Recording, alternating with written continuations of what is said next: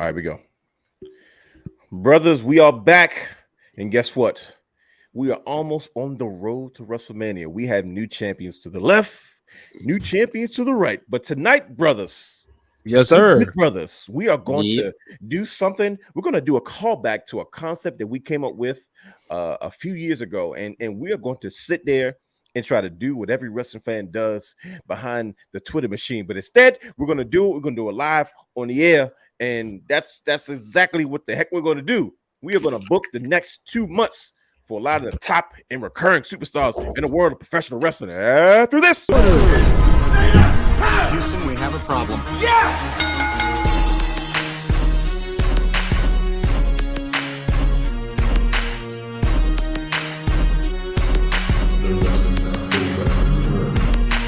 What you gonna do? What you gonna do?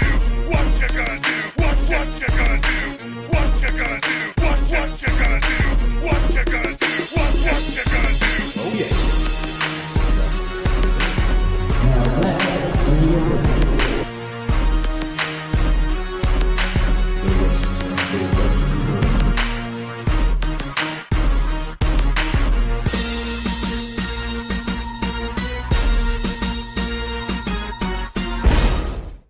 do do do do do do do do. Meow, meow, meow, meow, meow, meow, meow, meow, meow. There it is. What up? Good evening, one. Good evening, all, and welcome to another special edition of the Wrestling Realm Now podcast, starring Brian H. Waters, the real Dwayne Adam, and the one and only has the third brother Hugh himself. That's me. See, I figured I'd start the show off a little movie phone jazz. You feel me? As you guys can see, I'm rather comfortable. Can you hear me good? I just want to make sure my mic. Yeah, absolutely. Okay. Yeah, I think the people might be a little disappointed in the road because that got over last weekend, brother. You know, Brian H. Anytime I realize when you attach yourself to greatness, like the great legendary living legend Ric Flair, when you just touch a piece of what made him the man, you know what I mean? And I'm not talking Becky Lynch. I'm talking the Nature Boy. You know what I mean? It doesn't surprise me that anything Nature Boy related is naturally going to get over. You know what I mean? And that was exactly what I was going for. I was cozy. This is my winter setup. This is what it's going to be outside the studio for a little bit. And I said, let me just kick it off the correct way. And I felt like that Ric Flair Nature Boy robe, right, was the perfect way to set that tone. I was feeling nice and festive. The holidays are coming along. So I was cozy. You know what I mean? I felt like the people who were watching, they felt that I was cozy too. What did you brothers think? Am I stretching? Or am I saying, am I being a gent? You look pretty cozy, bro. Okay, so it's not just me. I appreciate that. Yeah, man. Look like, I was looking at you, but it kind of like made me want to go to sleep. That's how cozy like you look for real. You know what? I think that's just the effect of coziness. Like you don't know you're cozy until somebody else goes, "Hey, I'm feeling kind of cozy myself." You know what I mean? So, right. I just figured out, this is my relaxed state. You know what I mean? I'm trying to be more mellow. I'm trying to be more calm as we get in, because the topics are getting spicier and spicier, brothers.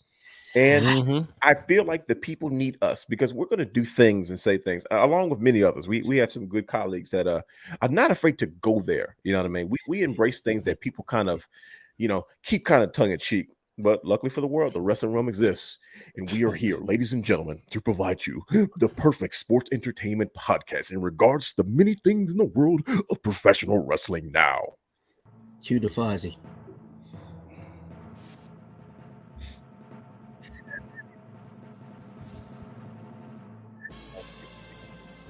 Waving in the air. Woo! Every time I hear stuff like that, might get us. Bro, listen, I'm surprised we haven't got flagged for our theme music for like the last 12 years. I think because we added stuff to it. Yeah.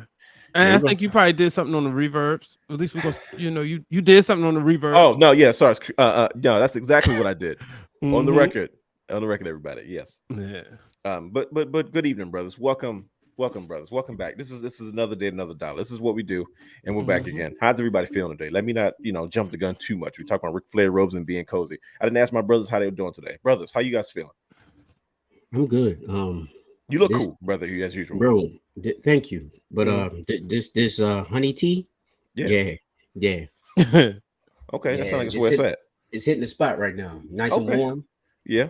I had to smash it real quick. I'm sorry, I'm looking like a little pig right now, but hey, this is good. Listen, personally, I don't think you're looking pig. I think once again you have masterfully become the coolest guy in the room. Like every day we get dressed to do these things, I'm like, yep, brother, you've done it again. Thank you. I appreciate that. He has done it again. And I don't even try. I'm not competing with that guy. No, I'm not gonna make myself look crazy. I came on the show last week, brothers, with a robe on and a Santa Claus hat. So there you go. Hey. Look at Brian H. Look at Brian H. He's sipping it. Now, Brian H., I don't think you have honey lemon tea in your cup. I'm afraid that's what you got. You probably got something kind of hard and caffeine-ish. I could be wrong though, because I know you're a coffee drinker, aren't you? Yes, sir. Yeah, little coffee, Dunkin' Donuts coffee. Dunkin' Donuts. Time you buy it home and make it yourself. Dunkin' Donuts sponsor the Wrestling Rum. You can find us at thewrestlingrum@gmail.com. Shoot, they are too. I had over like 4,000 points last month. What's your favorite roast? You mind me? Is that a thing? Is that a thing to ask somebody? French vanilla. Okay. Yeah, that's always my go-to if I'm in the store and I'm buying French vanilla. Wow. That's like my favorite. Like I used to say like coffee flavor. If I'm gonna add or sweeten something up, French vanilla. Like this is one of my favorite ice creams. Okay. Wait. One of your favorite ice creams? They have French vanilla ice cream? Like French vanilla. Oh, I'm sorry. Like French vanilla coffee ice cream. Am I tripping? Oh, no. I was about to say, hey, listen, I think we might have gave somebody an idea, but I don't want to. I swear to goodness, if I see some French vanilla coffee ice cream in the stores, I'm going to be pissed. Yeah. I'm going to be pissed. But go ahead. I'm sorry. Go ahead. I'm saying, finish your diatribe on. Yeah, that's all. Chilling, getting that. Shout out to the chat. Got Dennis King back in the building. Hey, that's my guy. Yeah, Justin Rich. I said Taquan. Taquan said it's my Dunkin' Donuts is my crack. I'm good with that. Oh, and wow. of course, the big brother Brandon. Brother Brandon, brother Hugh was all together the other night. Make sure y'all check out our Instagram for evidence. Y'all can see the belts. Man, the belts was over. I saw B-Dub, like at the show for the first time, man, like in person. like it was like maybe 2-3 weeks. They make it say we live in different states. Man, I know, right? But whew, I was like, man, you look a little sexy, bro. Go ahead, son. You looking Jack, Daddy. Looking Jack. So stupid. I ain't mad at you, bro. Last time my man called you pregnant, you said now you say you look sexy now. Bro, he was nice and slim. You looking Jack, Daddy. every time we refer to how sexy Brian H is, we got to call him Daddy. Yeah, he looking Jack, Daddy. Looking Jack, man. Nah, man. She's like, the Jack Daddy. That's his new name. Jack Daddy. Y'all some steady zanes up here today. Jack Daddy Brian H. Bro, I knew the shenanigans was going to come. As soon as I sat in this chair, something about Jack this chair, Daddy bro. Brian H. That's your name? Jack Daddy. Oh, wait till I design a t-shirt with that. So you got to keep up your lifestyle. The Jack Daddy. You're like big, Big Daddy Cool is definitely Jack Daddy, like the buff daddy. Oh, yeah, design that. Oh yeah, it's coming. Jack Daddy Brian H. Shout out to those wrestler girls in the chat. It said TRDA looking clean. Oh, hello, ladies. I just do the song. These old things. Big fresh. Yo, mine came in the other day. Yes, sir. How was that experience for you, brother? Because I know go ahead. Y'all need to go to trdabrand.com right now. Please do. Make a purchase, buy a shirt. Look, you gotta wear clothes. I've been saying this to real Dwayne Allen for years. This has been my line. Yes. Especially considering I was saying this to him as I've been bugging him about releasing the content. I said, you gotta wear clothes. You might as well wear it for people you know. I don't know Nike, I don't know Gucci and them. I got a Nike shirt, but you see the shirt I got on right now. Everything bougie, Which is tough, by the way. I like that. Ain't it? I mean, y'all can see that's his face. But Mr. PWI 485 getting ready to take down. Yeah, I'm gonna say it right here. Getting ready to take down one of the members who's a family member of the Bloodline, Lance on the Y in next. Oh week. Boy! Oh no! Wait a minute. Now I'm conflicted. I ain't conflicted. Look. No, I'm conflicted. Right, Brian, because see, I left you alone when you turned heel. You know what I mean? But now, wait a minute. Now that's the family. Now that Lance, my boy. But they have been very good to us. He cheated me on 2K a few years ago. You really bringing that up though in the whole situation? Little bro gonna take care of him. The Anawai family has been very, very good to us for the last 12 years. They have been very generous to us. They have been racist like family. Shout out to Samu. Thank you. Shout out to Rikishi. They have been very good to us. And now you going against the grain because you decided to turn heel a few months ago. Wow. Turn heel. Now you turn heel. I didn't turn heel. You turn heel. Put the family first. No, we're not putting the family first in this situation, though. Look, like I said. Yeah. What? I said, Jay Bougie gonna take care of business. BCW next week. Shout out to you. I gave y'all free promotion. Notice I'm not saying nothing because you already know what it is. I noticed you were very quiet on He'll go wear the Crocs. It's Bougie all day. I got them on right now. Come on now. Oh man. When's the next? I'm not saying anything because I've been rooting against the Bloodline on TV and stuff like that, and we're all guilty right now. So we're all going down. We ought to be ashamed of ourselves. Hey, look, I threw up my ones. Me and my uncle and my little cousin. I threw up my ones on Monday. See, the crazy part is I throw up my ones when it's not Roman Reigns, but when he's there, I'm like, no, screw these guys. It makes no sense. That's the problem. It's the best part about being a wrestling fan. It doesn't have to make sense, but it's like, look, when we, you know how this is the Flair belt. My man sound like Porky Pig just now. And this is the Bret Hart belt. I would, but and this is the John Cena belt. He's trying so hard to be professional. He's gonna break today. I can feel it. That's John Cena belt. Go ahead. He's winding up. I'm staying with you, Brian Nation. I told you, Brian. I told you, brother. He waited till the Roman Reigns belt. The Roman Reigns belt. The Roman Reigns belt. You got to get the Blue Universal title now. Both of them. Oh, that's disrespectful. Both of them. Okay. All right. Well, listen. We'll be definitely getting into Roman Reigns. But Roman's cousin tonight. Going down next weekend. So wow. Ooh. Okay. Wow. Going against the grain. But yeah, other than that, I'm good, man. You know, it's been a great week. Mm-hmm. Lots of wrestling talk. TWG fan club was great. So and then the Masked Man was great. Mm-hmm. Even though I can't wait till we get in the booking because it was a take that I'm interested. I don't know if y'all saw it float through social media, but I gotta ask y'all, what did y'all think about it? And Brandon said, "Did someone say belt?" First of all, realness. Yes, sir.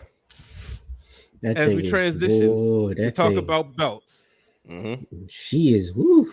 Have you seen Brother Brandon's belt in person? You want a hot take? She's thick, bro. Do you want a hot take? Yeah, you saw it first. Do you want to? Okay, hold on. Time out. We got to do this the right way. People are watching. I saw it first. And listen, when Brother Brandon texted and it came through and I got to it first, he said, "You're gonna be the first one to see it." And I was like, "You drove over there?" No. He sent me the pics. No. You gotta see it in person, man. Oh, wait a minute. You guys saw it in person. Yeah, that's what I'm saying. We know you saw it first, and then he came on the show and told us you saw it first. Mm-hmm. We saw it in person. It's huge, isn't it? It sounds like it's like a really sexual DX cheese, wasn't it? I'm saying, look, I told you she thick, bro. I'm thinking sound bites. I'm already thinking like it's like was it big? Was it big and stiff? It was real big. That's crazy. And wide. Bro. It's just like how big was the plate? The center plate huge? Oh yeah. Because that's if anytime I gotta have a world title, it's gotta have the big center plate. Yeah, she's a big one. She's sexy. You said she. You just ruined it. What I ruined? Because it was an illusion. Oh, whatever. Look, that's okay. Nevertheless, it's okay. No, I have not seen the person, but I have to take Brandon his shirt over there, so I will be probably hopefully sooner rather than later. No, but, Brandon, we putting this out right now. Please, you. Come on, yo. I gotta cut that sound later. Oh, yeah. I don't know what's in that bag, but he was about to tear it up. Right. Hey, y'all should have saw Brian just get so annoyed. He's like, "Bro, what are you doing?" Bro, I barely touched it.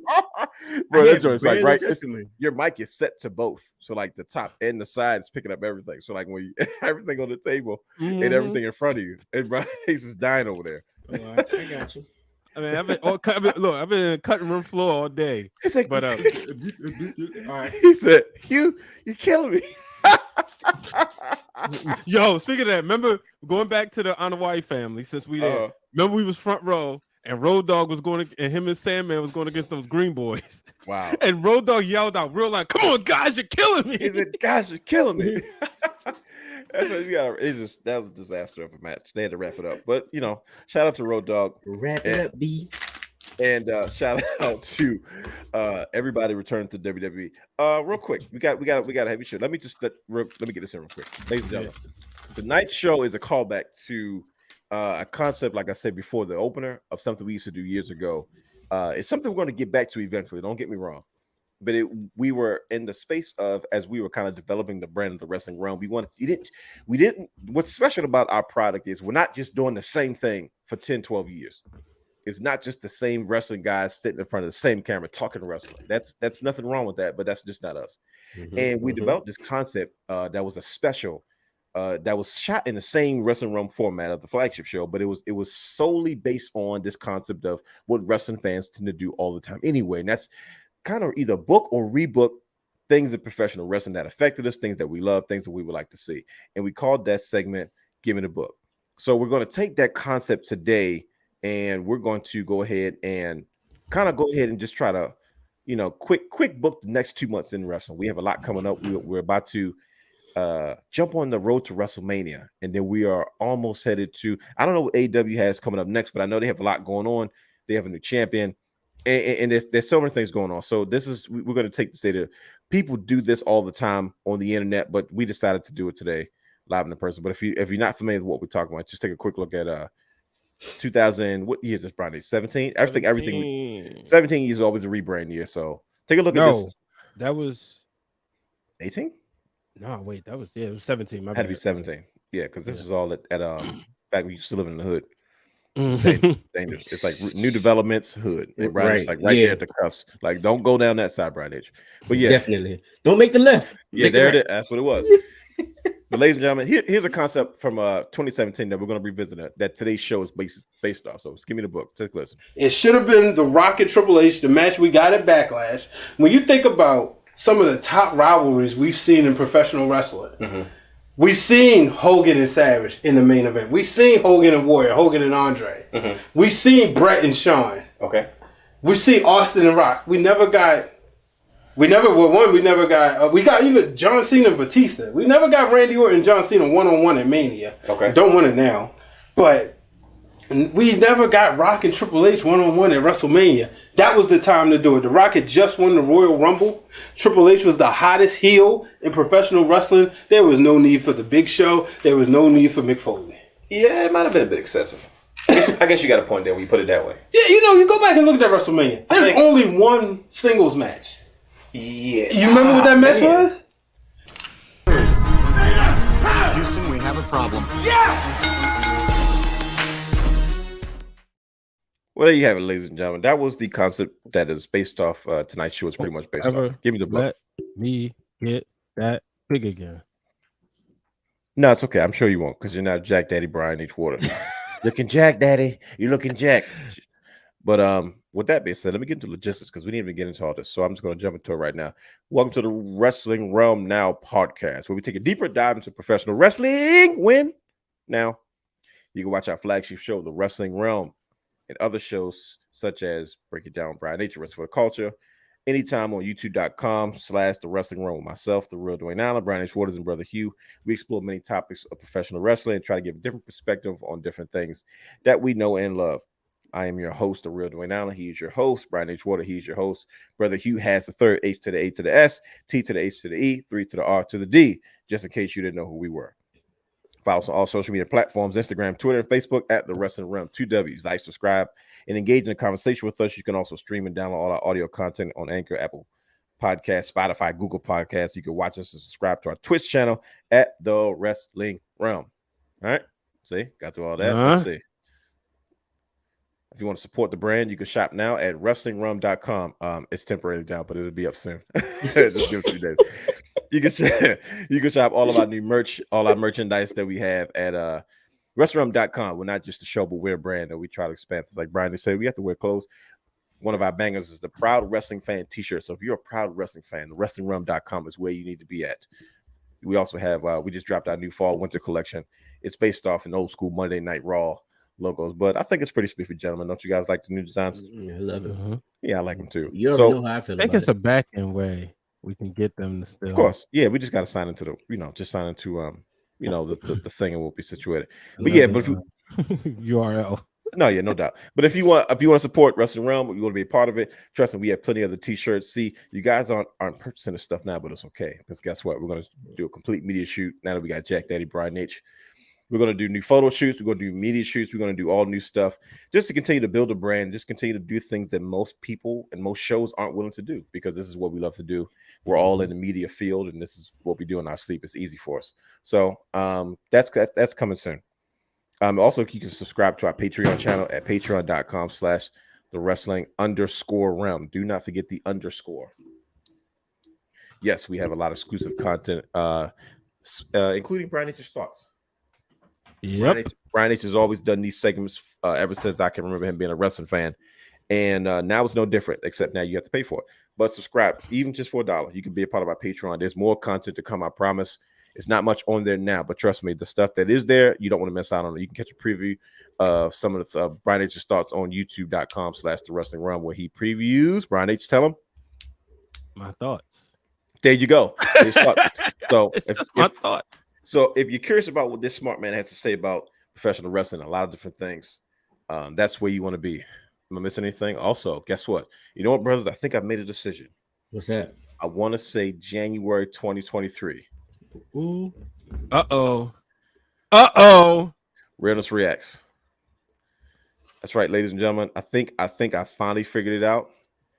I think I know what I want to do, and I think I know how I'm going to make it happen. It's going to be kind of off the cuff. It's going to be kind of raw. It's going to be fun. But Realness Reacts coming soon. I'm saying it right now, January 2023. Are you guys ready? Usually one of them days. No, every time I make you guys wait for something, you guys like, dude, like, what are we doing? But it's always worth it, isn't it? Yeah. So that ain't the point. Hey, why you saying like that?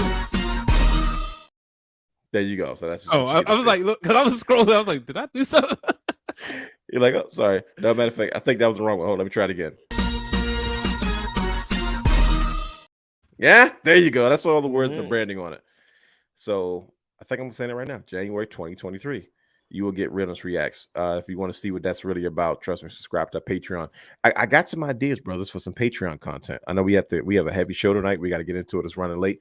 But I think we should go. I think we should have a hot ticket show for Patreon. Let's just say take all our hot takes and say it.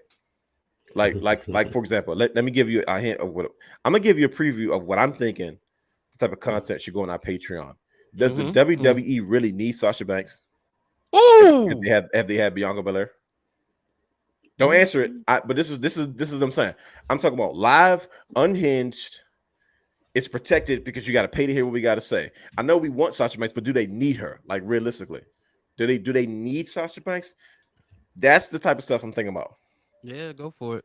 I'm thinking about it. See, look, Brian H done. My first guest, the wrestling round. Brian H and has a third. Now you guys will get in trouble with me. So I'm bringing you guys.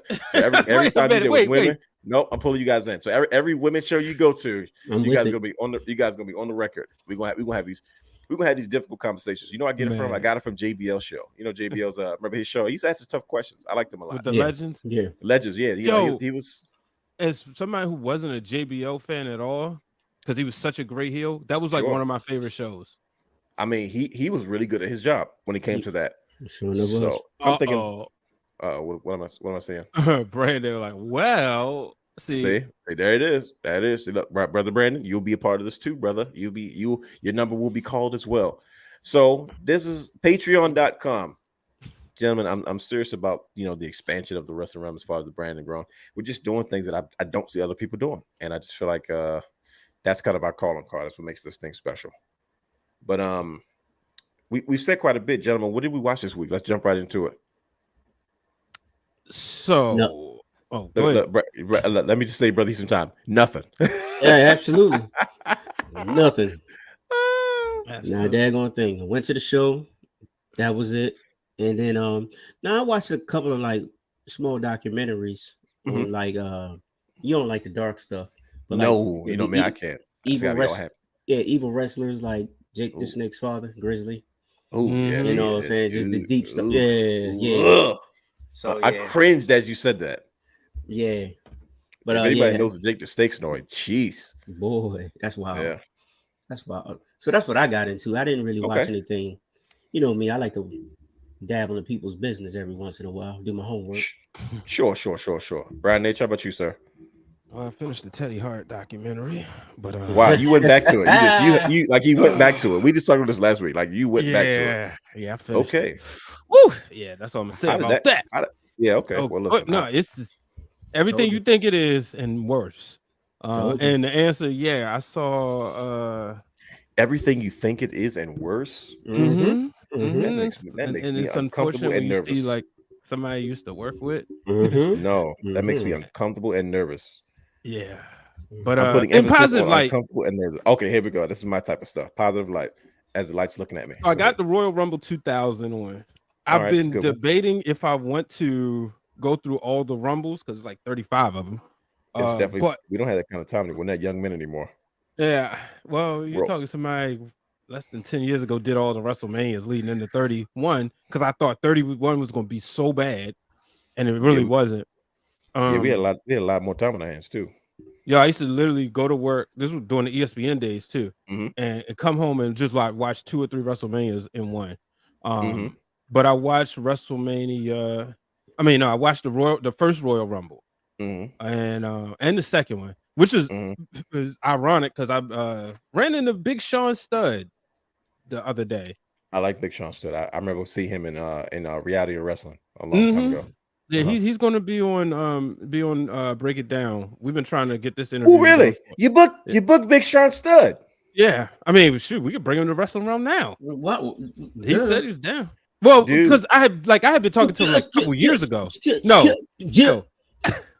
I told him he's like 6'8", didn't he? He's big. Yeah, I posted a photo, but yeah, he's about your height. Yes, I thought he's around that height. Yeah, sure. Yeah, so we talked, and it was like, hey man, finally nice to put a name to a face. But I just watched his dad win the Royal Rumble earlier today. So yeah, been down. It's Royal Rumble season, man. I tell you one thing I enjoyed again today. Brock Lesnar and Bobby Lashley. They got good chemistry, don't they? And last year's Rumble we started calling Bobby. And the storytelling, because you saw like Paul Heyman, remember he was conflicted. And yeah, this is what I challenge people to do. Watch a Royal Rumble in December, and you see how much has happened in 1 year. Like, I forgot Cameron was in the Royal Rumble, and that was a part of the whole story with Naomi and Sonya Deville. I forgot Cameron was in anything. Right. I know, right? Jack Daddy, Brian H. Waters. I'm over her, man. Okay, I'm over her. I feel you. He lied. Brother, you ain't lying. He said you lied. I didn't say he did. It wasn't me. Yeah, but but one of the cool things was like watching Mickey James. Like, I'm like, wow, all this happened in the year 2022. So it was good, so that's what I watched. What about you?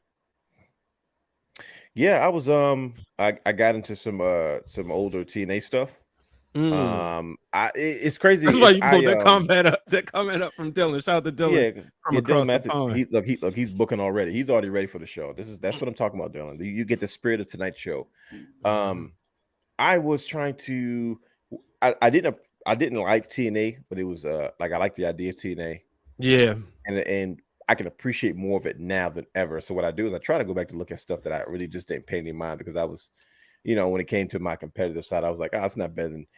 Same thing with AEW. I felt like it had so much potential, but it didn't really hit the way I wanted it to. So, but it doesn't mean that they didn't have, good things about what they were doing at the time. So I tried to go back and watch that, and that's what I did. I went on a good old fashioned Pluto TV. It's free, and I said, just give me whatever you can give me random. And I was just, just scrolling through and seeing a lot of different things from Impact Wrestling. They have a channel on there and seeing classic TNA things. That's the channel you talk about real quick. You talk about like going to sleep to wrestling. Yeah, that's a channel to do that on. because you'll just wake up in the middle of the night and then it'll be like Jeff Jarrett and Jay Lethal or something. That's how the freaking network used to be. This is what I'm talking about. This is that I like, on the network you had the option. It was like I guess natural streaming service on demand type thing. But then they had like a live feed where you could just put on a live feed and just it would roll. It could be Total Divas, it could be anything, and it's like, man, but it was literally like I did it by mistake one time because I never looked at the live feed because it was never what I wanted. But they had like a live feed, like a schedule, like, hey, 3:00 WCW Monday Nitro, 4:00 episode of the Monday Night Wars, because they had so much original content on there. And I did it by mistake one night, and I was like, man, I got some really good sleep because I just woke up in the middle of the night and it was just random wrestling on, and I was like, man, I appreciate the fact that there's a network where there was this constant content, and it was different types of content throughout the day. And it's part of the reasons that I was that how we do what we do. I was like, let's give people different types of. That's not just focus on 3 guys sitting in front of the camera talking about wrestling. Like everybody does that, cool, but let's show different aspects of what we can do technically and also as far as our knowledge of the wrestling game, because that's what we do. We're guys of superior wrestling intellect. And we like to have these type of conversations where we take a deeper dive, which is why we have this show in particular. So that's what I kind of got into this week, brothers. But real quick before we move on, there's a few things I want to talk about real quick. That's kind of what's going on right now, Wrestling Realm now. First of all, how was your guys' experience at the show live in DC this past Monday Night Raw? You guys were there in attendance. The crowd was on fire. It was hot. I noticed that from the TV. Yeah. The crowd was on fire. It was a subpar Raw to me. Yeah, it was regular. It was regular. It was nothing special. Time off. But yeah, I mean, I always enjoy myself when I go to those shows anyway. Live shows, right? Yeah. Right, but yeah, it was pretty fun. It was pretty fun, especially when you're around good people. I was about to say I saw a lot of the brothers were there. Yeah. A lot of the brothers and sisters were there. So it's good to see the brethren and the sisterin. The sisterin word? Or did I just make that up? Sisterin? You might have made that up. You might No, it's cool. You see, this is why you need brothers like Brian H and Brother. They know I made that word up. They're like, no, you might have. Like they left a possibility. They left a possibility that it may be real. But they said, no, you might have. I don't know if you did or not. It could be a word. Good brothers, man. This is why. And I can imagine you guys are probably around the rest of the good brothers. But Brian H, what was your experience? Brian H was flicking it up. You see, I feel like I was there. Anytime you guys go anywhere, I don't never feel like I miss out. Is because Brian H, you guys flick it up. You just flickety flick. This man is a celebrity, bro. That's why I don't like going anywhere with him. Wow, here we go with this again. That's why you don't like going anywhere with him. Yes, bro. It's like every 2 steps. Oh my God, Brian. It's probably worse now that he's a heel. Right. Wow. All you fans can stick it, brother. Like Hogan did this look 2 little. Speaking of which, like that match came out though. I just thought about that. I'm going to clip off my portion on Instagram because shout out to the commentators who did a good job calling the spots that involved me because they actually got my name in. But it was a good time. Brian H. Walters. Right. I ain't say no, but now that you say that, listen to this week's episode of Masked Man. It's all corrected. Yeah, you know why? Because you turn heel. You're much cooler now. Everybody got tired of the red and yellow.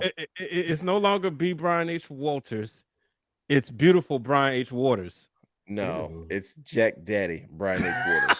Right. The Jack Daddy. Correct that man, bro. What are you talking about? Hey man, it's not B. Brian H. Waters now. It's the Jack Daddy himself. The Jack Daddy has entered the building. No. Wow. As real, it doesn't matter who you got going on tonight. In the main event, the Jack Daddies. Wow. See that nobody knows what we're talking about. Hey, those in Virginia, DMV, they know. No, this like hardcore fans, like other guy, the guy that used to pop up after the shows and just hang out with us. Brandon's Never knew his friend. name.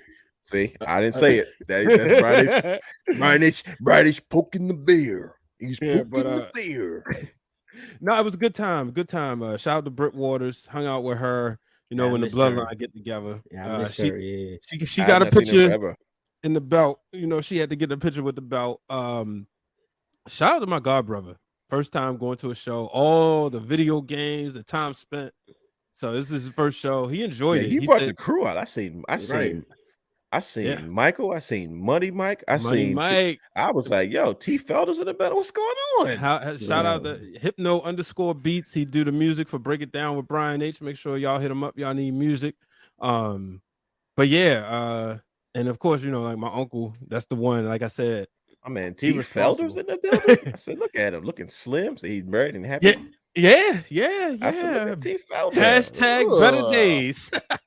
Ooh, T. Felder in the building. Hey, shout out to him. He just secured another endorsement deal on the drums. There we go. So There you it is, know, man. This is Man, family he's a full of beast. celebrities. Congratulations to baby sis. She just her and her husband moving into a new studio. yeah. Shout out Shout- this Saturday. I'm shouting everybody out, man. I'm proud of him. You know, the brother works hard, and you know, both of them. You know, he won't say it's just him. She Sure, won't of say it's course just not. her. I love watching them too. You know, They're married, of course. yeah. I gained a brother on in June 2019. One of the best moments, best days of my life. That's my man, yo. Yeah. What? As I ran into him at the Walmart, bro. That was the funniest exchange I've ever had. Yo, that's talking about a good brother. Yeah, definitely. And now you can go be a part of his class because now you're the Jack Daddy. Yeah, but we like I said, we hung out. Shout out to you know, Justin was in the chat. I don't know if he's still here, but yeah, shout out to him. We was all hanging out. And you know, Raw was solid. Seth Rollins, I always bring him up because man, can he control a crowd? Mhm. And even like my godbrother was sitting there, was like, oh, okay, I see it. Like people, so he had, I think WWE 2K 15 or 16.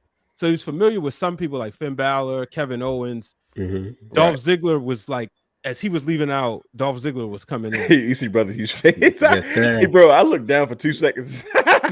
Yes, I just saw his face, bro. You can ask Brandon. I screamed like a little girl. Hey, man. Just like he did when Diddy came out at You damn WrestleMania right. 28. And you have every freaking right to.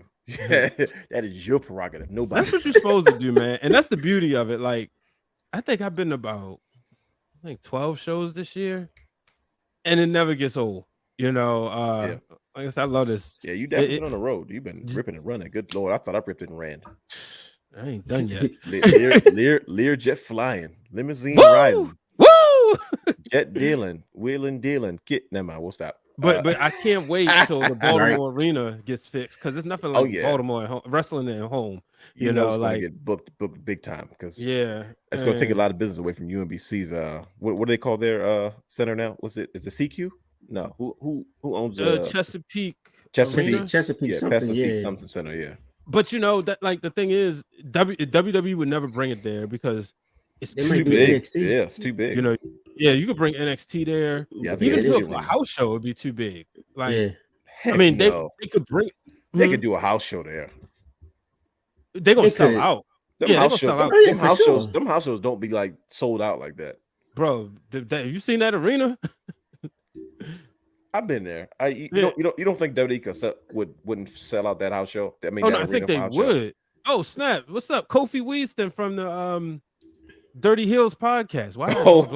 What's up, brother? We got guests in the building. See, they've come to hear what we got to say about booking for the next 2 months too, man. Definitely shout out to all the ethnic content creators, man. We appreciate the folks in our community that do this and that do it well. So salute to you, sir, and the rest of the. So, and that's the thing, man. So it was Raw was a vibe. For a second. Definitely saw a lot of people in the community. The DMV clip, you know, I don't think they still got the same group. I know it's a change, but it's funny because it's like the NWO 98, just many iterations. Bro, I realized how like I always knew how old my cousin has gotten. Sure. But I was like, yo, you was really around in the beginning of this. When we was like really jumping into that space in like 2012, 2011, 2012, we were seeing people at these shows. Yeah. And now, like seeing him at like 25 now, you know, looking just like his father. Like I was just saying, like 6'3", bro, dreads and all, yo. The whole thing, bro. They took. I get the shivers. I'd be like, you get scary sometimes. Yeah, I know that's scary. That man starts getting gray in his beard. I'm gonna flip out. I'm like, nah, I can't do this. You better not. Nah, but it's crazy. It's when because it's that you mentioned that because I was thinking that when you first when we first mentioned about you bringing the family out to go to Raw, and just you had everybody. Like I was like, oh, this has got to be a dream for him. This is all the people that he's kind of like come up with in certain different periods of your story when it comes to being a wrestling fan. That's got to be a special moment. And I thought about that. I was like, man, he was one of the first kids that we were taking to the shows. He was a little fella. Yep. You know, we took him to the first ROH show, January 7th, 2012. And we used to take, like you said, we used to take him everywhere. And now, I remember we took Hugh's sisters. We took all the babies. Yeah. We was taking all the babies to the rest of the show. We had all of them, right? Now he can drive. That's the best part. There you go. You got a new road guy. Mm-hmm. Hold on. See, look, Dylan Matthews is ready. He's like, have we talked about the new way pulling up to NXT? Let's talk about it. Let's go there. We're still doing current events, man. Look, the chat is live. Let's get the show started. They say we can try to hit this mess. Let's get to the booking. We got a lot of people ahead. So what you guys think, man? This is what we talked about before. I know we mentioned that one of the things that I enjoy the most about Triple H is he's not, although talent is on separate shows, he has learned a way to interweave storylines between the products and make it make sense.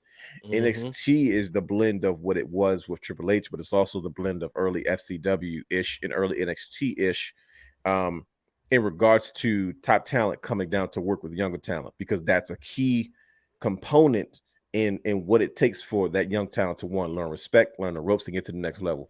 Something that I think hurts AEW a lot. And the New Day legendary tag team, legendary faction, one of the greatest of all time, showing up at NXT to work with those tag teams. Genius in my mind. But what was your guys' first take about what do you think? First of all, what do you think about the approach of having top guys? It's not like, see, at first it was guys like Zigzag, it was guys like Apollo Crews, guys that were talented, but they didn't have anything for it. So let me go make something, you know. But we talking Hall of Fame worthy talent showing up. We had AJ Styles show up in NXT. We have the New Day right now. What do you guys think about that in the first place? Having the way Triple H is bringing, and Shawn Michaels and DX is bringing that type of talent to what's considered developmental. I love it. Oh, go ahead. No, you good. Go ahead. All right, so I love it. This is the way. I don't know what that was. Hold on. Do that again real quick. No. So the thing is, when you look at the New Day, like you said, Hall of Famers, WWE ranks them as the greatest tag team, right? I personally think it's the Usos, but which I think that's going to flip. Says the guy that's rooting against the Adewale family coming out. Absolutely. I think that now I care about Pretty Deadly. I'm going to be more interested in them. You got to sell this pay-per-view. People don't realize Peacock has ads. They do. You don't have the premium edition. So you still have advertisers that you have to satisfy. That's a little TV nugget for y'all. There you go. Me and the real Dwayne Allen, we sat in, you had Dr. Adamo, right? Yes, I did. Yeah, I use your book. You had it one semester. Brian H. good brother. Waits. We would take classes opposite semester because Brian H. would get the book and he would give it to me. I'm telling you, he's a good brother. Shout out to the honors program at Morgan State, baby. Yeah, paid for my books. And they paid for mine too because they was Brian H.'s. Dr. Adamo will be very proud watching this. Yeah, but thank you. Shout out to Dr. Adamo. You think he's watching? He might. You know, there it is. Look at the Hey, I gave him a shout out one time before, and he checked it out on. Whether he knows Dr. Adam's not watching it, but Hey. I love positivity, bro. No, we're talking about the New Day. It's the power of positivity. It fits. Keep the light alive. Keep the light alive. Keep the light alive. God dang. I told you, look, he can't get through it. Brian is like, he's unprofessional bastards. 2000 Stephanie McMahon. Say less.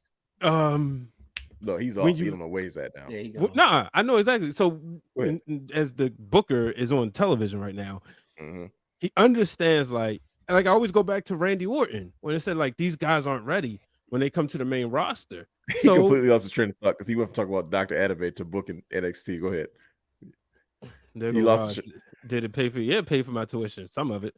But you look at if these people aren't ready when they come to the main roster, how do you get them ready? You send talent back down there. New Day ain't doing nothing. They was just losing to like that the Viking Raiders. Don't say it like that. They were building new tag teams. Don't say it like that. It's different. And guess Hall of Fame group. No, you're right. And they're building Pretty Deadly. Personally, I hope the New Day wins this match. Yep. I would like to see the New Day. There's no way they don't win the match. Win the match, become the NXT Tag Team Champions. Oh, it's for the titles. Yeah, that's the point. They're gonna cheat. Never mind. Yeah, well, of course, but I would like to see them. Sure.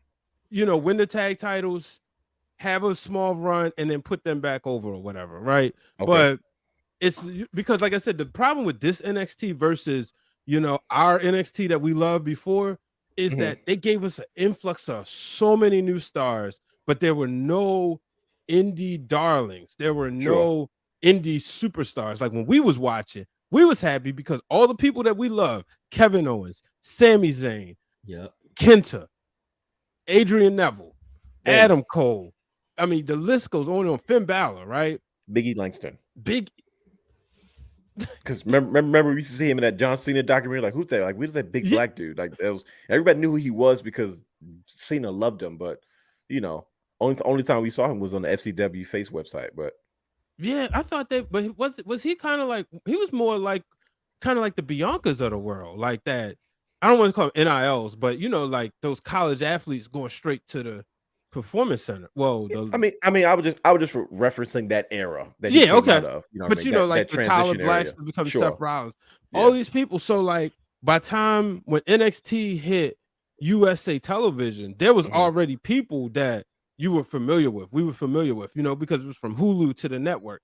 Now it's like sometimes hard to watch because it's like, well, who are these people? So they're giving us, like you got Apollo Crews who's challenging for the NXT World Championship.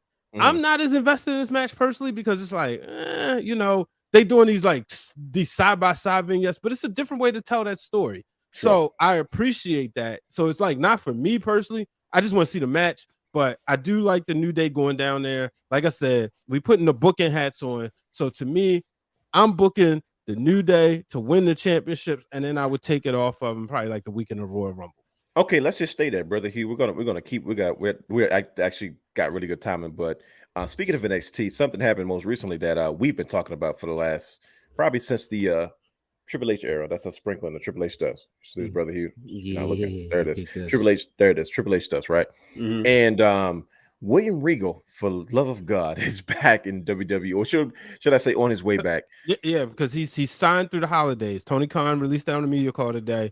Okay. And I didn't see it. It was on the television, but I gotta go back and watch it. He did do a promo. He was on screen on AEW tonight. But Tony Khan made sure he said that on the media, the ROH Final Battle media call today. Got it. We were talking about like, well, how can Triple H be in charge with no William Regal? It makes no sense. And for me, it was also Samoa Joe. I'm glad that Samoa Joe's wrestling and he's healthy, and I'm okay with that. Even though I'm not really like big on him being in AEW. I like it. I'm okay with it. But I'm like, man, if you talk about developmental, Samoa Joe and William Regal have had their fingerprints. We could sit here and have a whole show talking about both of those gentlemen. But the word is he's back in NXT. It's only right. Ever since Triple H kind of tweeted out that War Games thing with William Regal, where everybody kind of had suspicion. And then, when speculation went out and rumors came to fruition about some type of, out clause. We don't know the details. We're just fans. But William Regal back in NXT, gentlemen. Brother Hugh, I'm sorry. Brian H. talked about the having guys like the New Day working with young talent, and this is why we got so invested early on. Having Regal back in NXT and just WWE in general, how does that make you feel about the product as of right now, and just WWE in general, to have him back into the fold, especially with Triple H in charge and DX running the show? Man, I like it, honestly. Because first of all, if you look at it, it gives you that indie feel. Regal's all about indie feel and just like technical wrestling. Back to the basics. Yeah. Right. So it's like, and his storytelling and his gimmick, everything about him is just like impeccable. So it's like, if you get him back just backstage in the backstage rooms, he doesn't even have to be on TV. Right. That's a big plus for all of those young cats that's down there now. What I see as far as NXT, there's a lot of talent down there, but it's like, to be honest, it's only like one or two people that I can see within like the next year or so actually moving up and doing something. All right, see, this is the hot take. This is that Patreon stuff. Go ahead, brother. Speak on it. Just to be honest, like, no, come on, let the world know. I feel like, he just said it. Dylan just said it. Oh, see, there it is. See, Dylan's on fire. He must have saw the flyer before the show started. Yeah. Ladies and gentlemen, Dylan Matthews is a star tonight.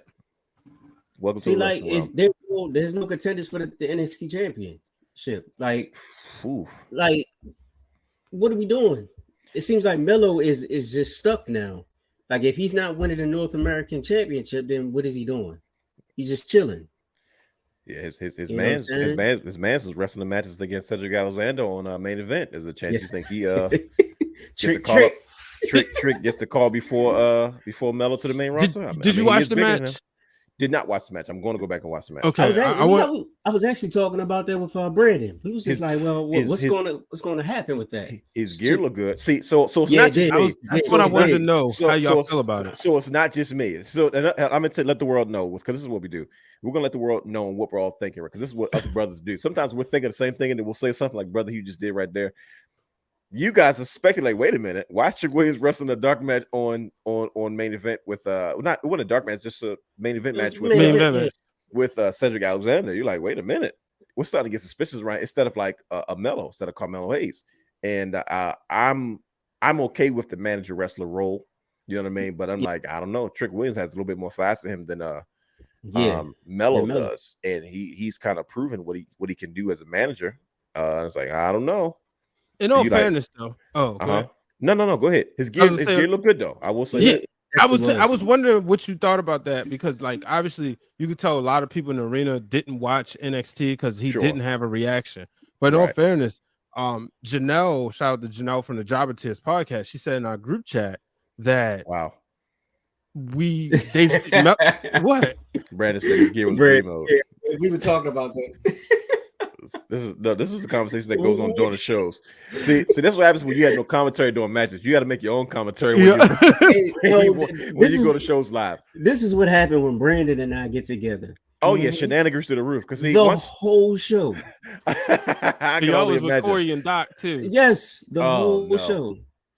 Yeah. But yeah, Janelle was saying Melo was doing the same thing. He's been wrestling a couple of these main event matches, so I'm assuming, depending which cities they in, but you can see clearly they prepping these guys. I was interested because to me, I'm sitting there, I couldn't get. I'm like, I'm used to Trick Williams looking a certain way, like even at Wally Mania. I agree with you. Yep, I think I know where you're going. Yep. Yeah, so I was like, okay, I got to get used to this. But I mean, I was entertained by the match. So I'm interested to see what you think about it, because I know you're a little rough on the brothers. I am. I'm come from that generation. I was raised by that generation. It's like, you got to be better than the best. It was a breath of fresh air for me personally, because I'm not a fan of his look with the Razor Ramon 1993 look with the slacks and the open expensive shirts. It's just old to me. You know what I mean? It's nothing wrong with it. I just get tired of it. Like everybody, The Rock. Like after The Rock, I didn't want to see it anymore, because The Rock killed it with his, you know what I mean? His $500 shirts. Everybody wanted one of them shirts back in the day. He had me and my brother in alcoves and freaking like looking for those shirts. Modern Image. Cheesy.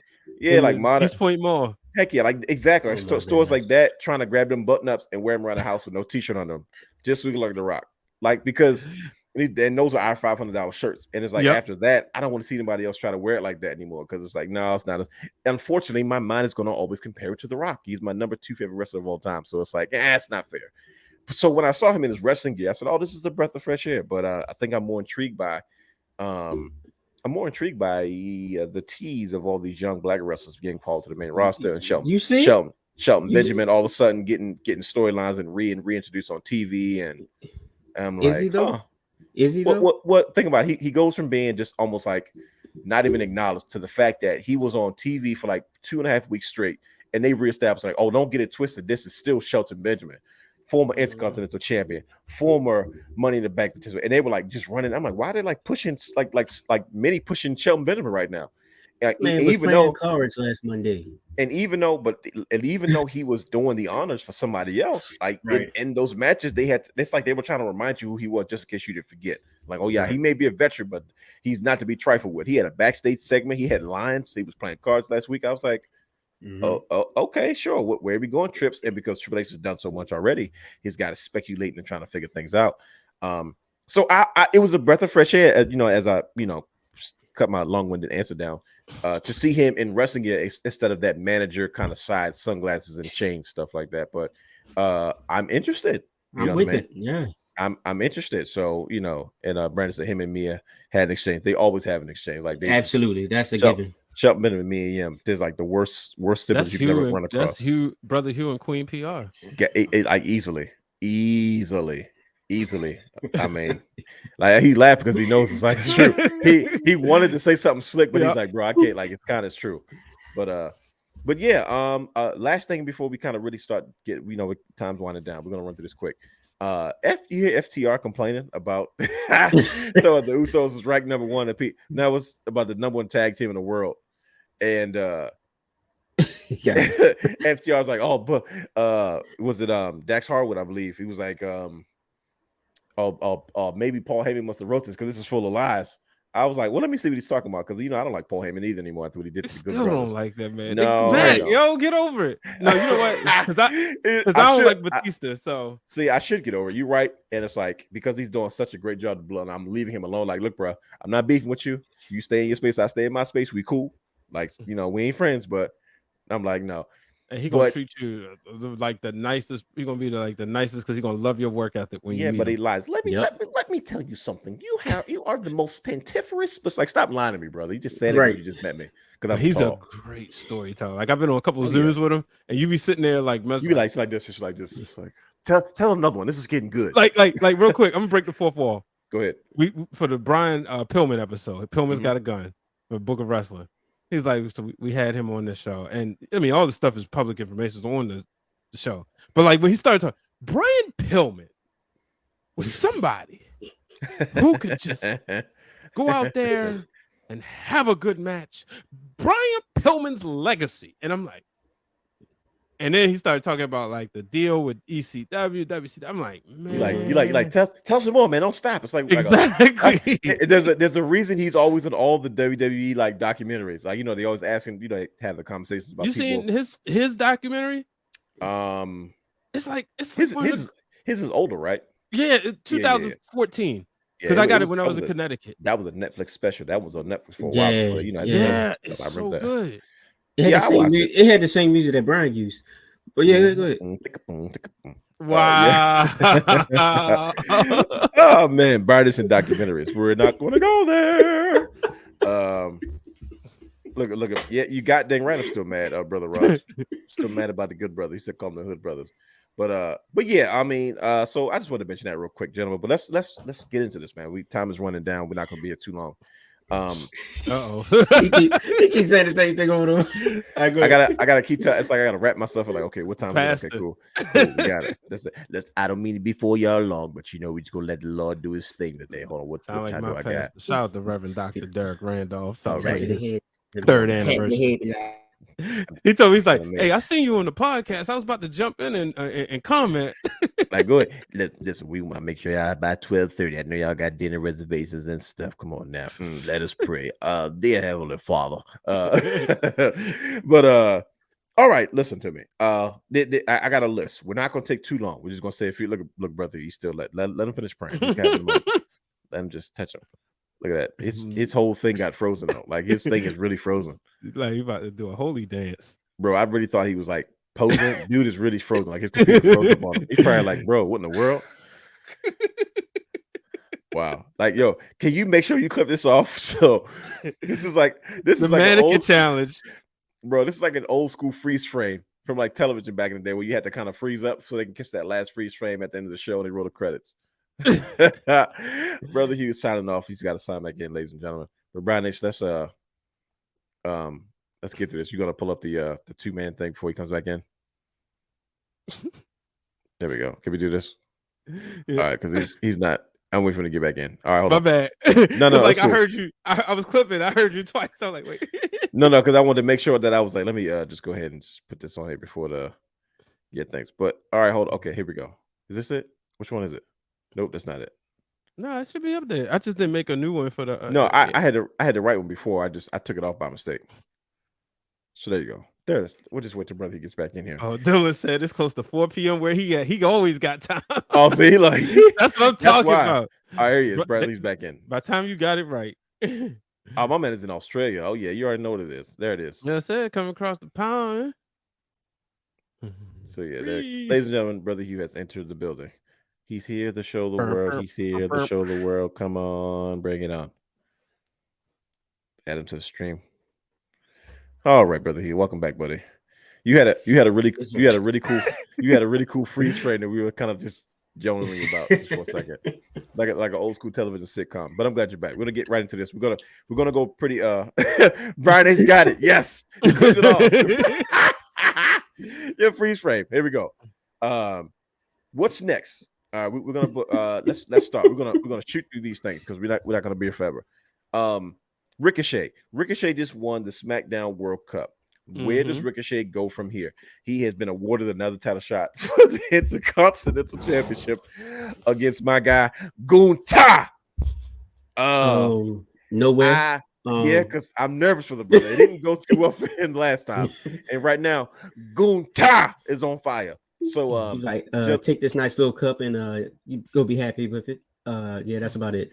Bye. Listen, Next. I like the mini push. I'm not gonna. Yeah, let's not harp on Ricochet. Let me say this. I like the mini push. Okay, I like the fact that he was at least for like 2 or 3 weeks. He was highlighted. Him and Santos Escobar looked great, and it gave those guys a chance to really show what they can do. To have those guys in the finals. Great introduction. Love Santos Escobar. And just his.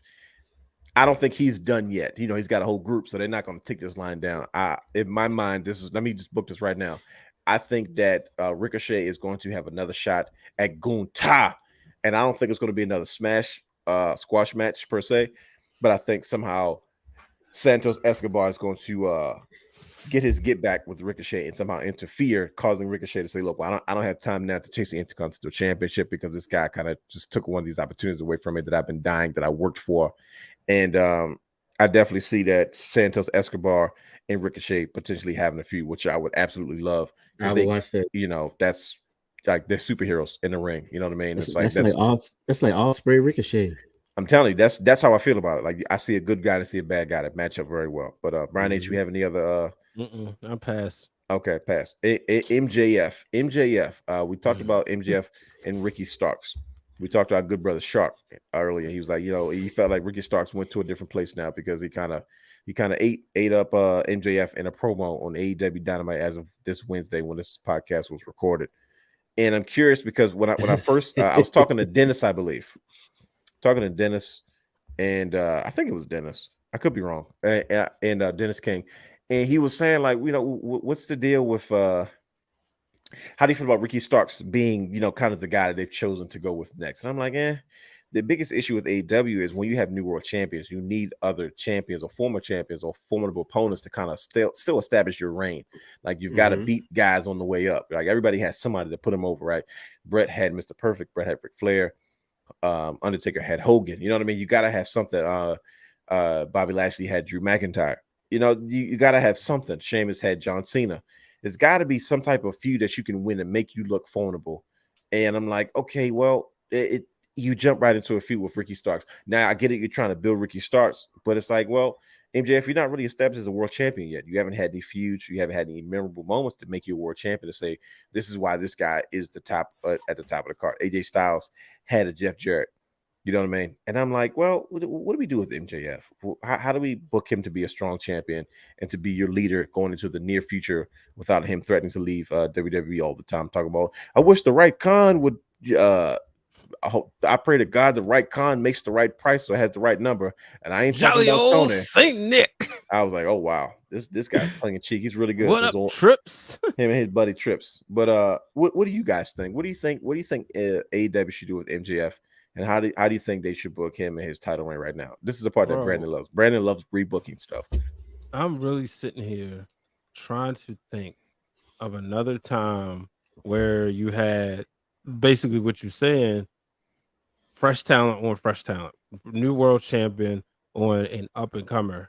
And I can't think of anybody. Like even with Hulk Hogan, he was working with guys who have been veterans in the business. He had to beat Andre. Right. But Andre wasn't his first feud either. Like he was dealing with the Pipers. He was dealing with Hogan, and I'll say this to your credit as you continue. Hogan always knew the importance of a good dance partner. Yeah, oh, absolutely. Absolutely. Because he couldn't dance. Well, but even like Ultimate Warrior, but even like Rick Rude wasn't a world champion, but he was a veteran. Sure, he was He was an established brand. Established brand. So that's who like Ultimate Warrior's like big feud was. So I'm really sitting here. I'm like, wow, because I was thinking, I'm like, man, this is different. You got Ricky Starks and you have MJF. Now, it's two ways to look at it. Okay. AEW hit the reset button. Got it. For them, they reset and they're going to give you time. 2 fresh faces in the world title picture. But who does that though?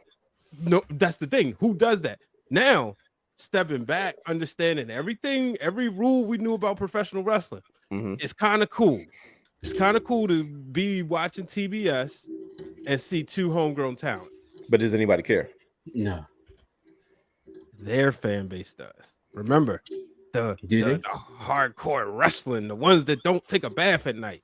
Yeah, but they don't pay your bills though. You still run the business though. That's what you understand. That's what I'm saying. Like CM Punk was telling us, he told us this before. Their internet audience. They are brightest, but come on now. This is not our first rodeo. At some point, it's going to catch up with you, right? This is what I'm thinking, right? Because like we can talk about it and it can make sense to your fan base, right? But at some point, what if TV decides, hey man, you guys, we don't want to do this anymore. It's not bringing in what we thought we were bringing in. I know what you were giving us is probably the best in your whatever. Like I just read something about AEW having the lowest demo on a Wednesday night unopposed, right?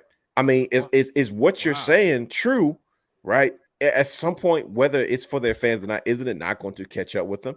I think it is. That's the problem, though. I think it is. I'm just telling you what I see. Like, there's 2 different ways. Because personally, I think Dylan said it or Brandon said it. He should be towards the end of the reign. Yeah. Ricky Starks should be climbing up they should kind of be going parallel, right? It should be more of a chase. That's what I'm saying. Like when you're building somebody else, but you're not even established yourself yet. Collision, because you know he's not losing. But if this happens, say month 6, month 8, now he might win. It adds more suspense to the exactly. To the storyline. Yeah. But then again, but who else do they have to put in that position? That's what I was getting ready to say. If you look at the card, it seemed like Danielson already made clear he don't want the title. He's just there like having death matches and just going about his business. He doing everything that I just want to wrestle. Leave me alone. Yeah.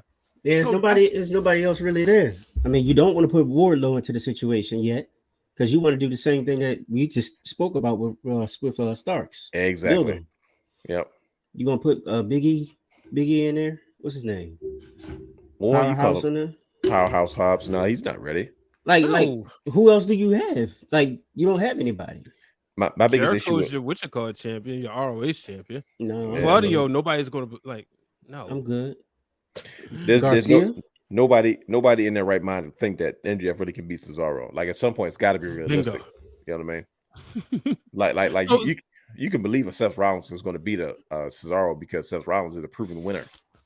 Like MJF, you're nobody at this point. Nothing personal. Like you haven't done anything.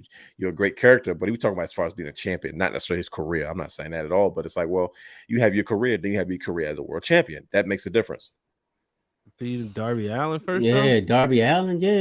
Yeah, moving on. Darby Allin.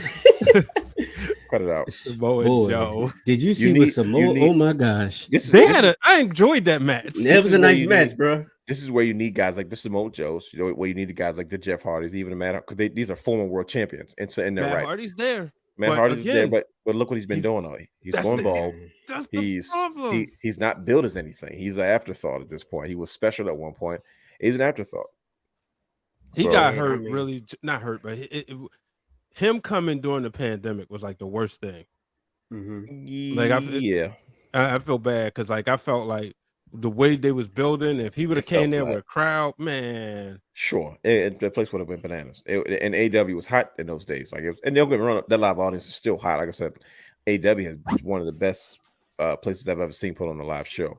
But they're also smart because when they outside of Chicago, it's most of the time inside of a town that they haven't gone to. So or they haven't gone to it. Like it's not like they're there often. So the fans not gonna take it for granted. So you know, that's why they have a hot crowd. But again, like you said, I just like who would you put in this spot? Like if you look at AEW's roster, man, it's tough, man.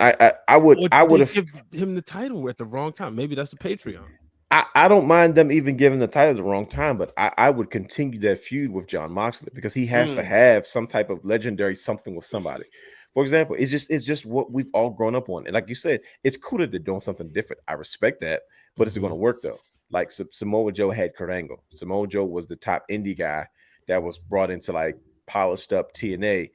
Which and I hated Samoa Joe because he was so dominant. I said, who the heck is this new guy that's Samoan? It's not Rikishi Uemaga, and he claims to be so dominant. I hated his guts. I hated Samoa Joe, and he was so pretty. He had that his hair, and then Kurt Angle comes in. I'm like, oh, I was heartbroken. I was like, oh god, TNA's about to get like legitimate now. Like Kurt Angle's over there, and they had a feud. Like I remember that because it was Samoa Joe and Kurt Angle. That's how Samoa Joe cut his teeth, and it was Samoa Joe and Sting. That's memorable. It was AJ Styles and Jeff Jarrett. It was Jeff Jarrett and the alpha male Marcus Corvon or Monty Brown at the time. Like it was those feuds that made sense. It was the Jeff Hardys versus the Abysses. You know what I mean? It was like those. It was one brand and an established brand. When they wanted to establish Abyss, they had Abyss in every hardcore match you could think of. Abyss versus Sabu, Abyss versus Rhino, Abyss versus because they were trying to establish. You got to have an established brand and a new guy, and then once the new guy becomes established, then you can move them on to somewhere else.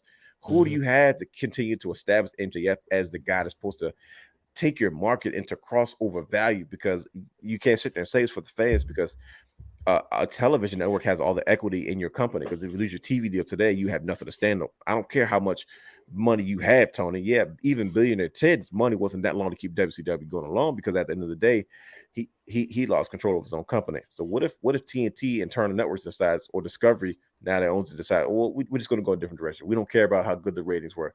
WCW ratings were no excellent. Even in their worst years, they were still doing better than average television.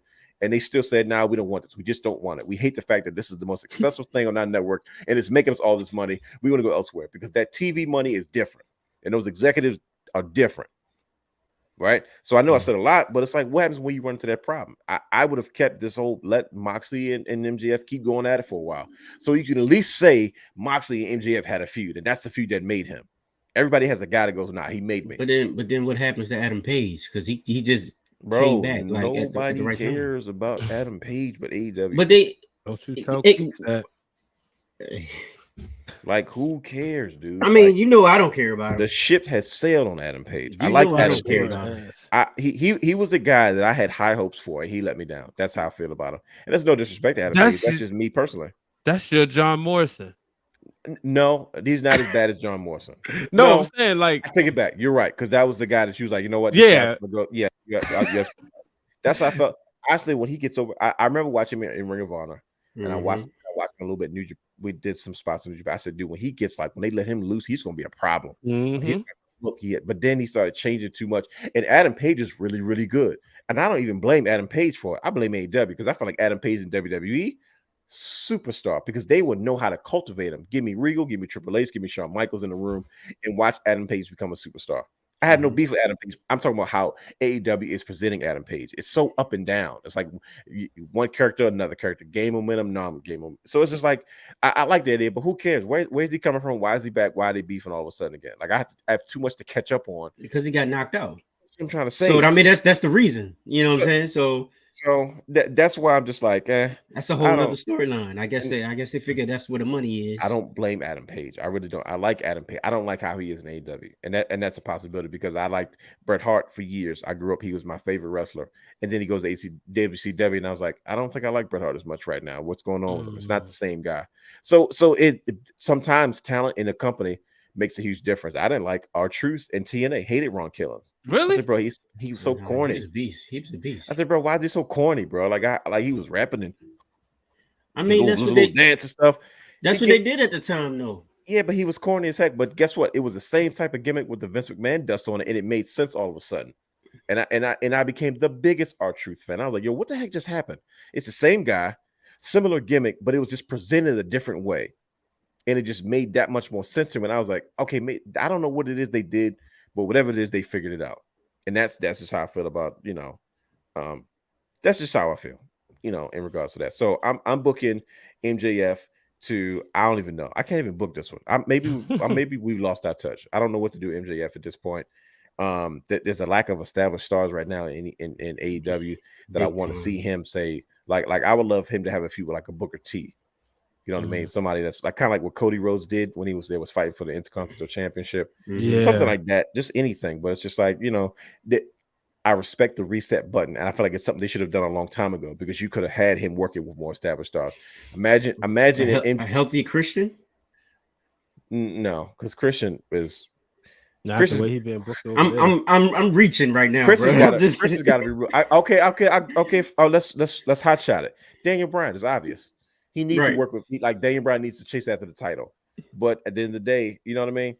Like he needs a win over Daniel Bryan. He needs like, imagine Chris Jericho, Le Champion, and MJF fused with him during that era, and he beats him. Come on, it's easy.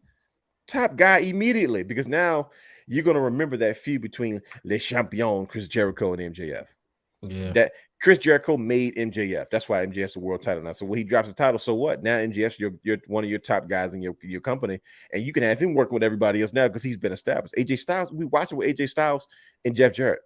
Every week it was JJ Styles was competing and he didn't always win. He was always losing. Like every once in a while he would catch Jeff Jarrett slipping, and then he would drop the title maybe a month after that, or even 2-3 weeks after that. But guess what? AJ Styles was an established brand because he had a feud with Jeff Jarrett. You feel me? I know I'm shooting from the hip, and I don't want to spend as much time on MJF, but that's just what, you know. Let's move on. Gunter.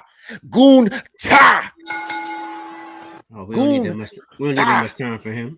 What are we gonna do with Gunter? He's so dominant, right? And Ricochet seems to be up next for a title shot. But where do we go with Gunter? Has he run out of dance partners already? What do we do with him for the next 2 months? We have Royal Rumble, right? We have Imperium. But what are we supposed to do with our Intercontinental Champion?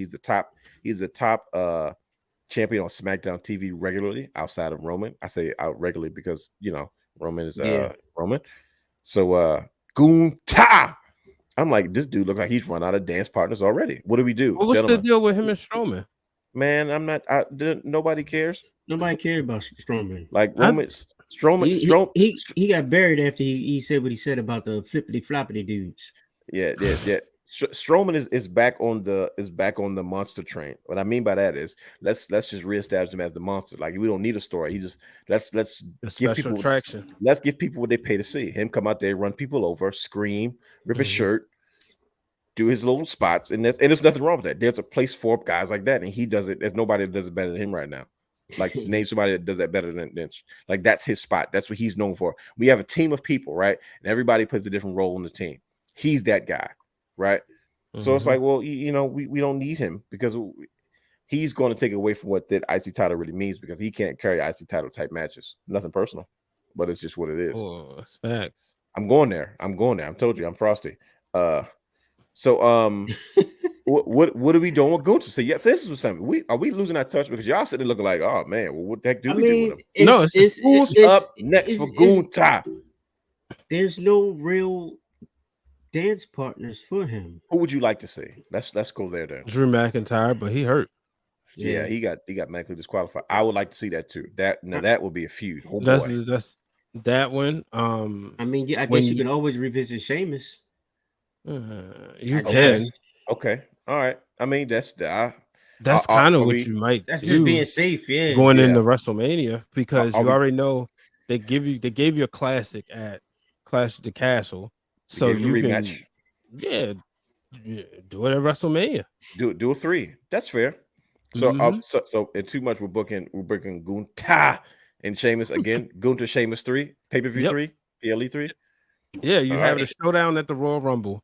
They cost each other, you know, and it's kind of like this thing that's just they just always gonna fight forever, right? You throw them in the Elimination Chamber, and again one pins the other or whatever. And boom, you set it up for WrestleMania. Okay, makes sense. We agree on that. My bad. Sheamus wants the one thing. What's the one thing Sheamus wants? It's the Intercontinental Championship. Yeah. He gets it at WrestleMania. He gets that final moment. Yeah. I like that. I definitely like Sheamus at WrestleMania. That works for me. Well, what I was gonna say is, I mean, I'd rather see Brock and Bobby, but you could always go Brock Lesnar route. Ooh, that is, but that's too dominant. Ooh, Brock Lesnar versus Gunter. I like it. Because as of right now, he has nothing to do with both of them. I think Brock Lesnar's a little too big for Gunter right now, but it's okay. I'm going to go. I think I'll stick to. Wow, let's cut it out. Scripts. Reggie, is that you, Reggie?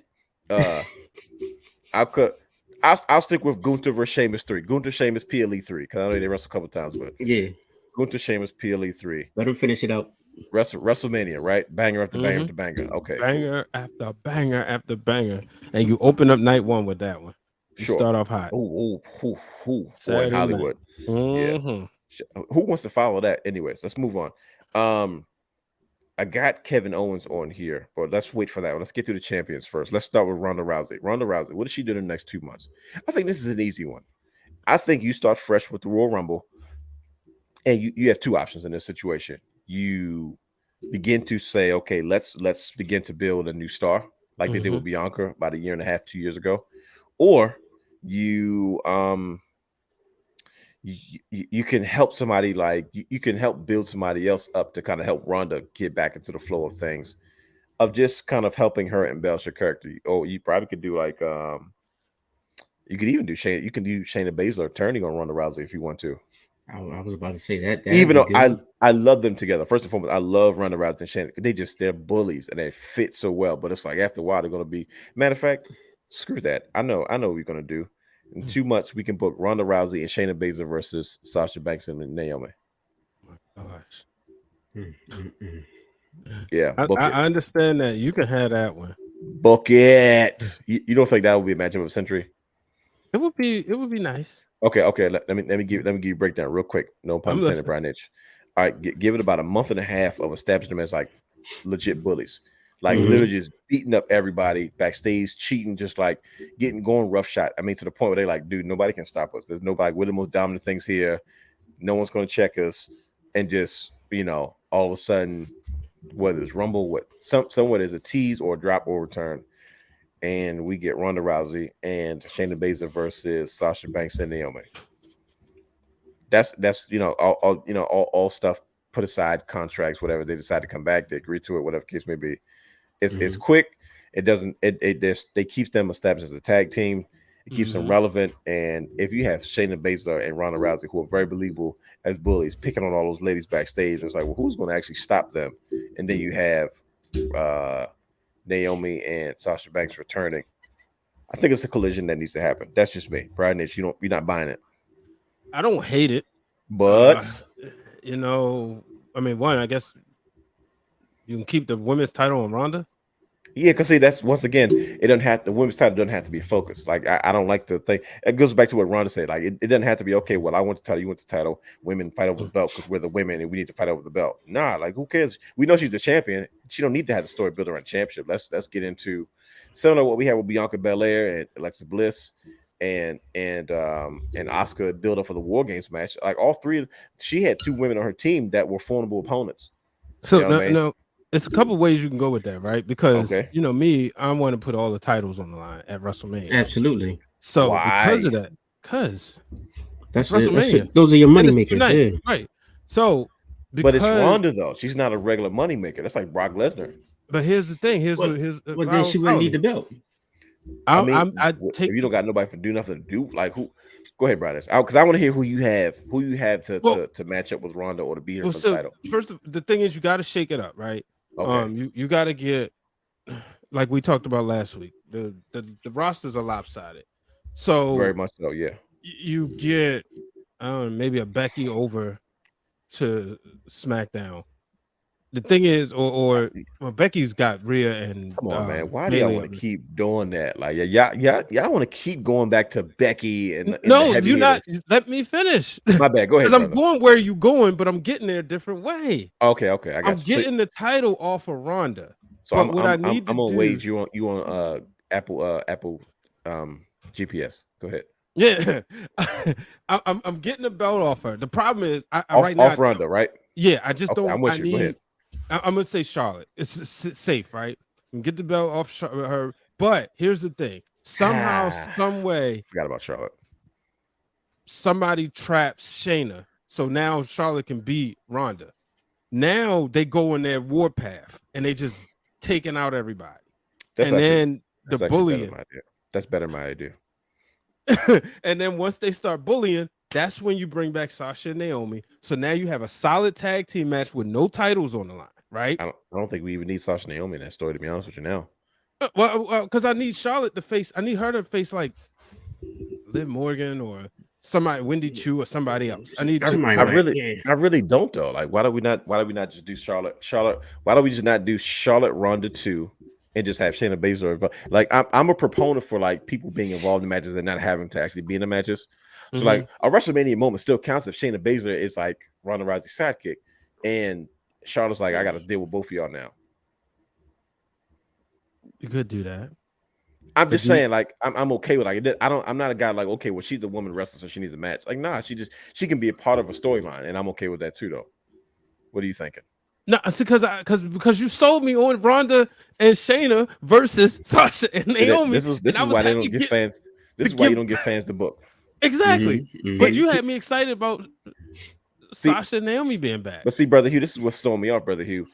I think like Sasha's return, Sasha and Naomi's return is going to be like one set. But I don't think they should be grouped together with Charlotte, because you threw me for monkey wrench when you said Charlotte. I was like, oh shoot, I forgot about Charlotte. So I was like, well, dang, because like she's always a trump card. I'm like, oh okay, well she cancels everything. That's the queen. Like if she walks to the building, there's no denying who the heck she is and she belongs at the top. So it's that's like, how well, her aura is too. Like, and it's the truth though. It's in her genes. She's the nature boy, Ric Flair's daughter. So I'm like, oh, okay, yeah. That's why you said what you said. I said, oh, that's actually a better idea, Brian Davis, because you can sell Sasha, you can sell Ronda, Charlotte Flair. Like I can see Ronda, like I'll meet you in the middle. Here we go. Go ahead. What if you flip it? What if you flip it? You do Charlotte, Shayna with Ronda in the corner. Hey, I beat Ronda last year at WrestleMania. This year I'm taking you out. You know why? Because it's WrestleMania. You can't put Michael Jackson behind Jermaine. That's true. But even though she's a good artist, she's a good artist. She's established brand. You can't put Michael in the background. Even if he said I'm okay with it, you can't put Michael in the background. That's true.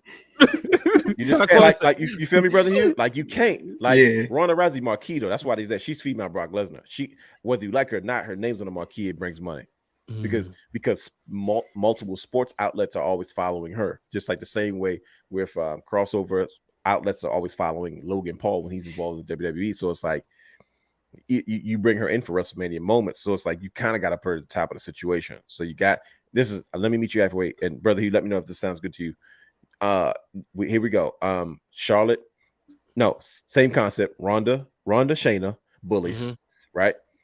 Beating everybody else, but WrestleMania title needs to go on the line. I respect that. That's a very good point you made. That's probably true, even though I don't feel like it needs to be. When you think about it, like, well, you know, it is. It's the women's side of WrestleMania. Why wouldn't it be defended? So that makes sense, right? So you go Ronda. There's nobody can beat me. I beat everybody. Y'all suck. Me and my girl beating y'all down. With her, got my back. I can take out anybody, right? Charlotte returns. Boom, explosion. Charlotte returns. Like, look, I don't care about you. I don't care about her. I care about the title. So I don't care. You can feed Shayna to Charlotte on the way, right? Do like whatever pay-per-views in between Royal Rumble and Mania. It's usually one, right? Elimination Chamber. You can do Charlotte and Shayna at Elimination Chamber, because Shayna is like that. That's her rub. She gets to work with Charlotte like at a pay-per-view. You know what I mean? That's a huge deal for her. So she doesn't get lost in the sauce. You know, Charlotte beats her. So now they both have the vendetta, because now we go to WrestleMania, Charlotte versus Ronda Rousey for the title. And Shayna Baszler has added like emphasis to what she's doing out there, because she's like, nah, I'm still pissed because she beat me too. And she's like, yeah, I beat your homegirl, and I'm gonna beat you too. So then we get Charlotte, Ronda Rousey, WrestleMania, Shayna Baszler on the outside being the X Factor. Yeah. Brother Hugh? Yeah, I mean that's cool. Yeah. I like it. This is what I'm struggling with, to be honest with you. All right, go ahead. Come on. This is why we having the show. We got to get through this. The reason I'm struggling, because when I look at WrestleMania and I look over the course of the time, right? I think about the matches that's repeated. All right. And I think about matches that's repeated have always been like those epic matches that you get to see twice. Hogan, Andre, right? Even though nobody ever talks about the second one because it was in the tournament, it's still a repeat. Obviously, the obvious Brock and Roman. Roman, yep, that's That's going to go down in the history. And then shoot, I'm looking right at Austin Rock. Austin. Okay, yeah. And I feel like it's another one I'm missing. But Hogan Savage? Nah, that only happened once at 5. Because you talking repeat matches at WrestleMania or just in general? Yeah, no, WrestleMania repeat match. Oh, got it. Okay, I'm following. So go ahead. There's never been a women's match to repeat. The most you get is adding somebody else in the mix. Like Charlotte and Sasha have been in back-to-back WrestleMania matches with each other, but not one-on-one. Like 1 year was with Becky, the next year was with Bayley and Nia Jax. So to me, doing a repeat match with a match that wasn't great before is just hard. That's all I'm saying. Oh yeah, Taker Shawn Michaels, Taker Triple H. That was the most difficult ones. Yeah. Taker Kane. Like all these matches, like all of them are great matches. They're epic matches. That was not like if you said like, okay, we're gonna repeat Charlotte Asuka, take my money. Becky. Oh yeah, easy. Becky and Bianca, yes. Sasha and Bianca, yes. But let me ask you this: do you think the fans will even feed into it that much? Because Charlotte has been like it's got a new wrinkle to it. Like Charlotte has been away for a while. You know what I mean? Ronda's a bad guy for the first time, so it's like it's a flip flop. Like, okay, well, this is time is different. Ronda's a bad guy. Charlotte is been missing, and now she's coming to claim the throne. And it's like, well, does Charlotte still have it? She's been missing for so long. I mean, put it that way. I think you're right. I think you could sell it. Go ahead. What you say, Brother Hugh? I mean, it's nice how you flipped it, but I just don't see them. You still not buying it? Yeah, because it's just like you said before, it's the same thing. Okay. Charlotte already has this connotation about her name, but like, look, she just handed everything. Oh, she comes back. That's part of the story. Yeah, right. Like come back out of nowhere and she jumps right into a title picture. Right. Yeah. I mean, I get it, but then Ronda is just like you said, she's Brock Lesnar, but you don't really want to see that same match before because the first one to me wasn't even really that good. Okay, that's fair. At least Brock and Roman, all of them, for the most part, were decent. They told different stories each time. Exactly. And this last one was just ridiculous. Probably the best one out of all the stories they told. Yeah. So, and I feel like Charlotte would be ready to. I was going to say like a Shotzi or something, but she's definitely not ready. Man. But Charlotte, I feel like Charlotte would be ready, more willing to put over a younger talent. The problem is, who is the younger talent? Or maybe you could throw Mandy Rose in there somehow, somewhere. Man, come on, man. That's tough to do for her because we watched what Charlotte did for when she beat Rhea Ripley during the Performance Center WrestleMania during COVID. And it was like, and I loved it. I read like, oh, why she beating her? I said, man, first of all, Rhea Ripley is an established name now because she just had a WrestleMania match, even if it was in front of nobody. It wasn't in a Thunderdome as of yet. But Charlotte Flair brought a lot of prestige to that women's title because she's like, no, I want this title. And I was like, dude, that made that title that much more important because Charlotte Flair was the queen. And she said, no, I'm coming for this one too. That's a match I repeat. I mean, it's Charlotte Flair. That's the X factor you're looking at. Like, that's a match I repeat, especially because when Rhea came back that next year, and I think there I might be wrong, but I think there may have been some like visa issues too, which is the reason why they flipped it. Yep. But that next year, Rhea came back, and that was the beginning of her dominance when she beat Asuka at WrestleMania 37. Yeah. So, but if you do Rhea Charlotte, because now Rhea's on a whole different level. Oh yeah, big time. I think you can always revisit that story because of all the comparisons she got, and just like, look, I'm not the little girl you beat years ago. This is hard. This is why we don't like to do this kind of stuff. This is difficult. But I think we already got what we're going to get for Rhea though. Rhea and Becky. That's what people want to see. We saw the I think that's next. I think that's on deck. Or Becky and Bayley, because that's Becky and Bayley's also. Listen, that's the one I want to see. Becky and Bayley. The Raw side of things is Litty. pretty much knocked down. They have all the heavy hitters on that side. Yeah, you can even do Rhea versus Bianca again. You still got Alexa Bliss. You still got Asuka. You still got I feel like it's knocked down. I think Asuka's getting ready to do something crazy. I don't know. Asuka going to go evil. Pay attention to her socials. I think there's about to be evil, bro. There's about to be a flip.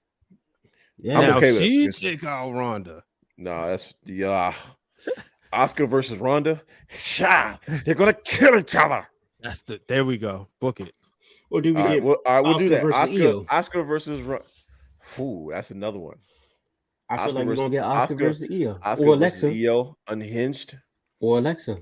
Listen, Alexa Bliss is on this list, so let's just go right there. So are we going Ronda Rousey versus Oscar, Evil Oscar?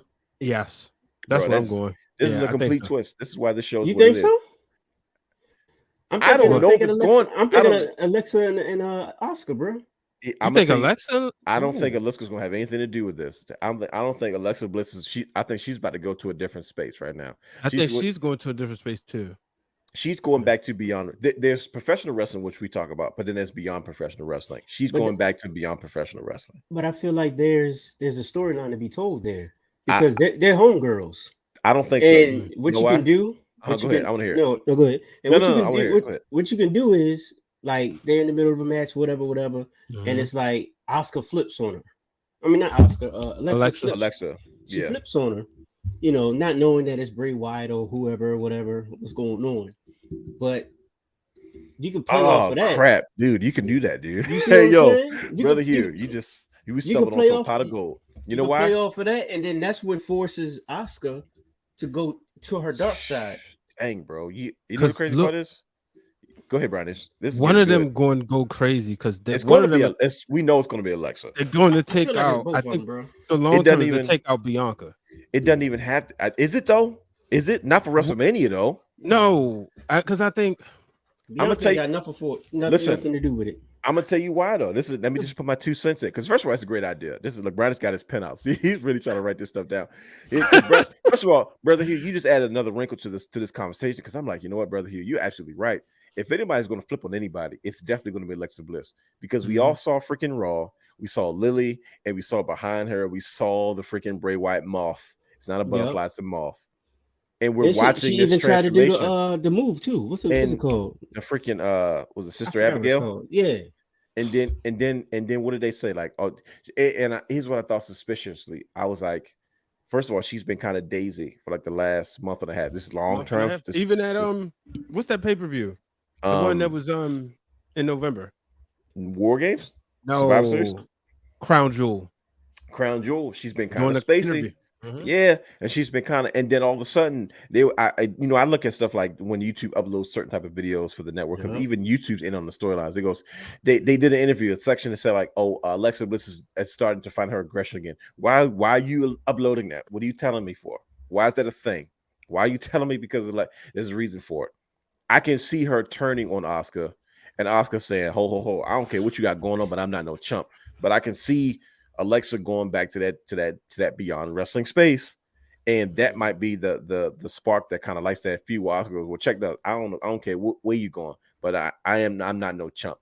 And now you got to see me in the ring, and then you can get Alexa Bliss at WrestleMania. Well, I don't know how you could do it. I'm just thinking this stuff. I don't know how you're gonna do it because they're on two different shows. But Oscar and Alexa Bliss. No. Liv Morgan has been acting crazy too. Bro. And there's been like hooded figures and whatnot behind her in her vignettes and just like interviews and stuff. That's not what's her name? Though? Nikki Cross? No, Liv Morgan. No, I'm saying that's not Nikki Cross that's following her because who the heck is Nikki Cross? Somebody's in an interview and she keeps every week on and she's popping. I did see that. She did that on Raw. Like 2 weeks in a row. I'm trying to figure out. I don't remember who it is. It's Candice LeRae. That's who it is. Yeah. Candice, that's who it is. Candice LeRae is like Raw, Candice LeRae's walk. Every time she walks to the ring, you see like Nikki Cross just popping out of nowhere behind stuff. I'm like, oh geez, she's stalking Candice LeRae. But it's man, it's you can play it that way. You know what I'm saying? Now that's what Triple H got us again, bro. Like you can go so many ways. He got us ever since Bray Wyatt came out. He got us going down these rabbit holes, man. And we have not stopped since. That's the part that's pissing me off because he keeps. I'm not going to rabbit. Look what the heck we're doing now. Like he's got us really speculating over stuff that has nothing to do with the wrestling, right? It makes no sense that Lily's hanging from the side while she's stretching. Like all of a sudden you got Lily again, and all of a sudden Bray Wyatt's little thing is popping up, or when she's at the screen and she's tripping out, and all of a sudden this stuff. Come on, man. Like this where does the madness end? They got us. It's all good though, because the fans are still rocking with us. We appreciate you guys. We can't figure it out. So what are we saying about Alexa Bliss? We got to come to a conclusion. I'm going with Alexa Bliss, Oscar right now. I like it. Alexa Bliss, Oscar, WrestleMania. Yeah, even though Oscar could Some of the best matchups of former tag partners. I think we can do it. Like, see, I don't know, man. It's tough because I think they are. But see, EO is so wrapped up in damage control. Like, I don't know if we have time for that. Like, if EO's like, say, if Kairi Sane came back, it's different. You know what I mean? Because you can do that. But that's not happening. But that's what I'm trying to say. Yeah. She's like, you know what I mean? So it's like, okay, so Alexa Bliss is clearly going off her rails. It's going to leave Oscar without having a tag team partner, and she's not really she's not a tag person. So like, once she loses a tag, I don't think she's going to go looking for another one. I forgot TNA did just kill Eric Young. Yeah. They said why do you say kill him like that? It's just terrible. They because they killed him. They literally killed him. Wow, they turned him heel like Brian. They like stabbed him. Wow. Yeah, like they killed him off, yo. Wow, that's like, interesting. Some Young and Restless type I heard he was going back, but I didn't know to that degree. But you know, hey, it is what it is. But it's some. Now, what is it? Is he going back to work backstage, or is he going back to be a hand? Who knows? See, okay. See, I don't know if they made it clear. Like when Regal. No, it just said rumors is headed, but they didn't make it clear. Okay, so I didn't know they said like he was going to be agent or he was going to work backstage, because sometimes they will tell you those things. That man like 72 years old, man. Oh, he's not that old. Don't get him. Yo, remember he won the belt right after Daniel Bryan won the belt, bro, with his beard out. Yeah. Bro, remember he had that group and it was like this world global group. He's like, yeah, tired of being a jokester and he was going to be wrestler. Yeah, of course, because they freaking Daniel Bryan got the title. He's got a beard. They're going to find. Never mind. TNA Impact, I tell you. I like that, Dylan. I like that. Terrible. Look at that. Lily needs to possess Oscar. See, like it's just so many ways. It's so many things you can do with that particular storyline, and you can make it look good. This is the truth. Why? This is it. This is Taquan, you said it. You said it, bro. This is hard. This is difficult. Like, you getting all these ideas and everything is good, but it's like, well, what makes the most sense? Like, how do we, and then once you figure out what you want to do, like, well, how do we put this together now? What makes us the most money? We have too much. Like we have too much to put this together. We have the Royal Rumble, which is going to be a huge thing. We got to get to that too. But so are we undecided on Oscar or Alexa Bliss? Let's just go with that. Let's just leave it with Oscar, Alexa Bliss. Oscar, Alexa Bliss. All right, here we go. We're rolling. Almost done. Austin Theory, United States Championship. Where do we go? What does Austin Theory's United States title reign mean? And what do we do? Because now that means he's the top guy on Raw. Nothing, because Zigzag is taking it. Okay. I'll say this. I like that Ziggler is working with Austin Theory. Austin Theory is going to become so much better if Dolph Ziggler would just go back to wearing his gear. Yes, white boots. White boots, bro. We don't do black boots. Like, we need white boots, Ziggler, not wrestling boots. I hate when guys wear their wrestling gear with wrestling boots. Like, I don't need that. I was upset that he came out with the American flag on the jacket and all that. I said, "Oh boy, here we go." Yeah, now he's moving into his American bad bleep phase. So it's like, okay, here we go. Yeah. But yeah, Austin Theory. Like, who's? So we're gonna go with Dolph Ziggler and Austin Theory working together? No. Time being, no. Where do you see it? Where do you see him between now and WrestleMania? We have the Royal Rumble, and we have, like I said, WrestleMania coming up. What are you thinking? It's tough because you got so many people. You have Ziggler, you have Mustafa, you have Seth, you have Bobby. Like Bobby. Yeah, it's tough. It's easy. I would love to see Zig. Brian said it's easy. Hold on. He faced John Cena at WrestleMania. Man, get out of here, bro. Mustafa Ali is his that's who he's gonna wrestle until he leads up to it. But that's the money match. Heck no, because that means Austin Theory has to lose, and John Cena's not carrying any titles.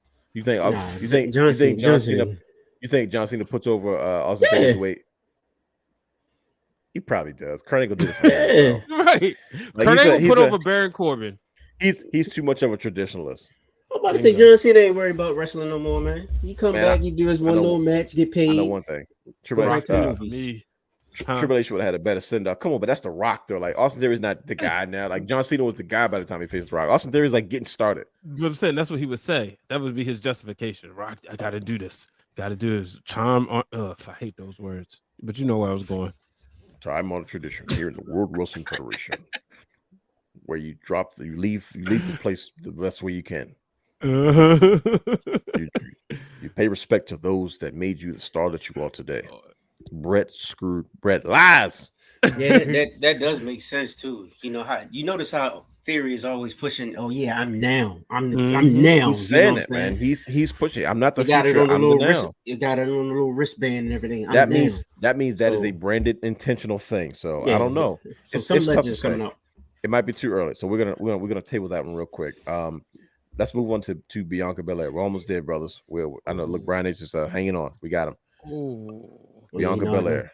Now Bianca Belair has been kind of cruising, and it goes back to what I was just saying earlier about the title when it came to the women's title and Ronda Rousey, where it's like, well, she has been such an established brand. I know I said a lot on the show right now, but she has been rocking and rolling to the point where we're not looking at her to defend the title all the time because we're looking for Bianca Belair, which is the good thing. That's what you want to do. The title should make the person should make the title. And she's on that level now where it's like, yeah, she's Raw champion, but it's not like, well, why is she not defending the belt every week? Doesn't matter. She's the champion, and the champion is engaging in her business. Right. So, but with all these different things, twists and turns, and these reset buttons being pressed, because everybody knows we're on the road to WrestleMania, and now we got to start establishing what's going to happen next and pushing things forward. Right. So where the heck do we go with Bianca Belair? How do we book her for the next 2 months as we get into Royal Rumble and the road to WrestleMania? Because she's got to get there, and then we have to establish who's going to face her at Mania months down the line as well. So it's like, well, where does she go? She's not really beefing with anybody right now. Did we get Bianca Charlotte already? Oh, that's the last one. She said she want to pin all the 4 horsewomen. All right, that's the easy one. So are we talking Charlotte coming back to the Royal Rumble? Yeah. Oh yeah, that's easy. Charlotte comes back, wins the Royal Rumble. Is that easy? Boom. Everybody's pissed. You have a heel, you got a baby face. I mean, it's too late for her to come back now. There's no point for her to come back now. People are going to hate Charlotte Flair. She comes back, wins Royal Rumble. It don't matter. It don't matter though. But it's, you know what I'm saying? That's what she do. So you expect that. I mean, think about it. Bianca Belair is the ultimate baby face. Like that, people are talking about her like on John Cena levels. Bingo. You know what I mean? And it goes. That's the thing. I'm conflicted because, and I'm sure most people are conflicted about Sasha Banks and Bianca Belair because what I said it from the beginning, and this is another hot take. Look, Brad is trying to clip it off. I said, yo, what does the WWE are they really that concerned at the end of the day because they have a replacement? Like you have someone that kind of fills those shoes. Sure, we love her and sure we miss her. Sure, we would love to have her back, and she's a very valuable asset. But do they need her right now? It's not like they're hurting without her. They have somebody kind of in that spot, and sometimes only one person can be in that spot right now. Hey, I'm gonna be real, probably not. So at the end of the day, it's like, well, okay. I feel like that's the reason she's taking her time too. I mean, she's historically been one of the people. It's like, look, I want to come back. I want to be there on my terms. I want to make sure that I'm treated fairly as the level and caliber of superstar that I am. Respectfully so, they're making millions of dollars off of her and her IP. But at the end of the day, it's like, well, once one person leaves, they usually fill your shoes with somebody else. And it's a time-honored tradition in the sport of professional wrestling that when somebody leaves or is not there anymore, they just go find and make somebody else, right? Yep. Kurt Angle, McMahon made it very clear, like, hey, Kurt, I got to send you to rehab. Kurt's like, no, I'm the biggest star you got, and you pay me the most money. I'm not going to rehab. And Vince said, okay, well, I got to cut you. I'm sure Kurt Angle was, with his battles and stuff he was facing, he didn't think that was probably going to happen because he was the top guy in the company. Let's be real. What did they do? They went with John Cena. They went with Batista. When Rock, Austin, those guys went down, they had to establish new stars. They went with Kurt Angle. They went with John Cena. They went with Batista. So it's like in the situation, Sasha Banks decides she wants to leave. They went with Bianca Belair, and it's been successful. She's a crossover superstar. She's got her own reality show. Yep. She's in amazing shape. She's married to another wrestler. Like she's living this fairy tale black girl magic situation in professional wrestling, and they're selling it and it's working. Financially, from a company standpoint, what are we really missing? So tune into the Patreon for that. I'm just saying though. Straight up. So the full circle, Brian. I'm gonna let you go in. So full circle, we have this now. The crowd is not split because there's just this one major baby face that's been on a tear that people have fell in love with her in her stories, her rise, her fall, her rise again. That's a story, right? She's established now. the ultimate good guy, like the ultimate John Cena, and Charlotte Flair comes back. The spoiled queen, the dominant queen comes back. It's been gone for who knows how long. Wins the Rumble, dominates everybody, and that's just WrestleMania. That's Batman versus Joker at WrestleMania. Like it's going to be ugly. I was thinking you eventually gotta take the title off Bianca to get it back on her. Mhm. I don't think so. I think what you're seeing right now, we see a lot of comparisons to John Cena. What you're seeing with this run is sort of kind of WrestleMania 22, 23-esque. And I don't think John Cena ran through.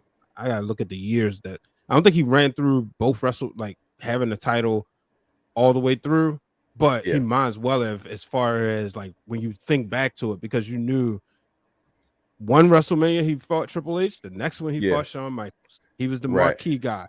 So I think with Bianca, you can do that. You can she's somebody you have a year run, especially because there's money coming with that reality show. Right. And I'm there's telling more you, man, eyeballs coming to your talking product. more crossover stuff, bro. And that's the real question right there. What Dylan just presented. Can you turn Bianca heel? No, you. Ever. I mean, you Not can, at but you this don't. point. Why would you? For what? No. I'm just saying in general. Like, No. does she ever That's turn heel? But this is Like what you're saying. she's John Cena status now. Somebody asked that question. Asked her that question recently in an interview. She said, "Yeah, but at this point in my career, why would I? It doesn't make any sense because of what you just said, brother. You're like, I'm on this level now where it's like this is working and it's making the company money. Why would they rock the boat for the sake of creative purposes? It doesn't make sense." Let me tell you this: for the first time, I've never, as long as I've been watching WWE programming, I have never seen this with a black woman where they draw all fans to them. I've seen this different in Dallas and Nashville firsthand, where people were lined up to talk to get a picture with Bianca at Access. Everybody was there. It wasn't just, people could think, okay, because my daughter's black, so of course, she loved Bianca. Sure. Just those the black girl girls audience, of other generations, in general, boys, little boys, right? Everybody loves Bianca Belair, and I've never, and that's different. I'm a Sasha Banks fan. And I'm not going to tear her down to build Bianca up, but what I am going to say is that with all the history of the black women in professional wrestling, I've never seen nothing like this before. Something to talk about, and I'm sure we'll get into it at some point. We're going to take these. Like I said, this is the ones we can't give these conversations for free. Just go to patreon.com/wrestling_realm. $1 gets you opens the door for you. We're gonna have to have like a separate segment. We're gonna be like, bro, let's just shoot from the hip. Let's just go there. And that's I'm telling you, that's gonna be like a highlight, bro. That might be a whole show. But you're absolutely right, man. But are we safe to say Charlotte versus Bianca Belair? Oh yeah. So Bianca got to complete the cycle. Yeah, because there's one more story to be told. That, you know what I mean? So it's like, well, people are like, well, why would Charlotte come back to lose? Because there's still one more story to be told. Because even this is what's something. I know we got to move on.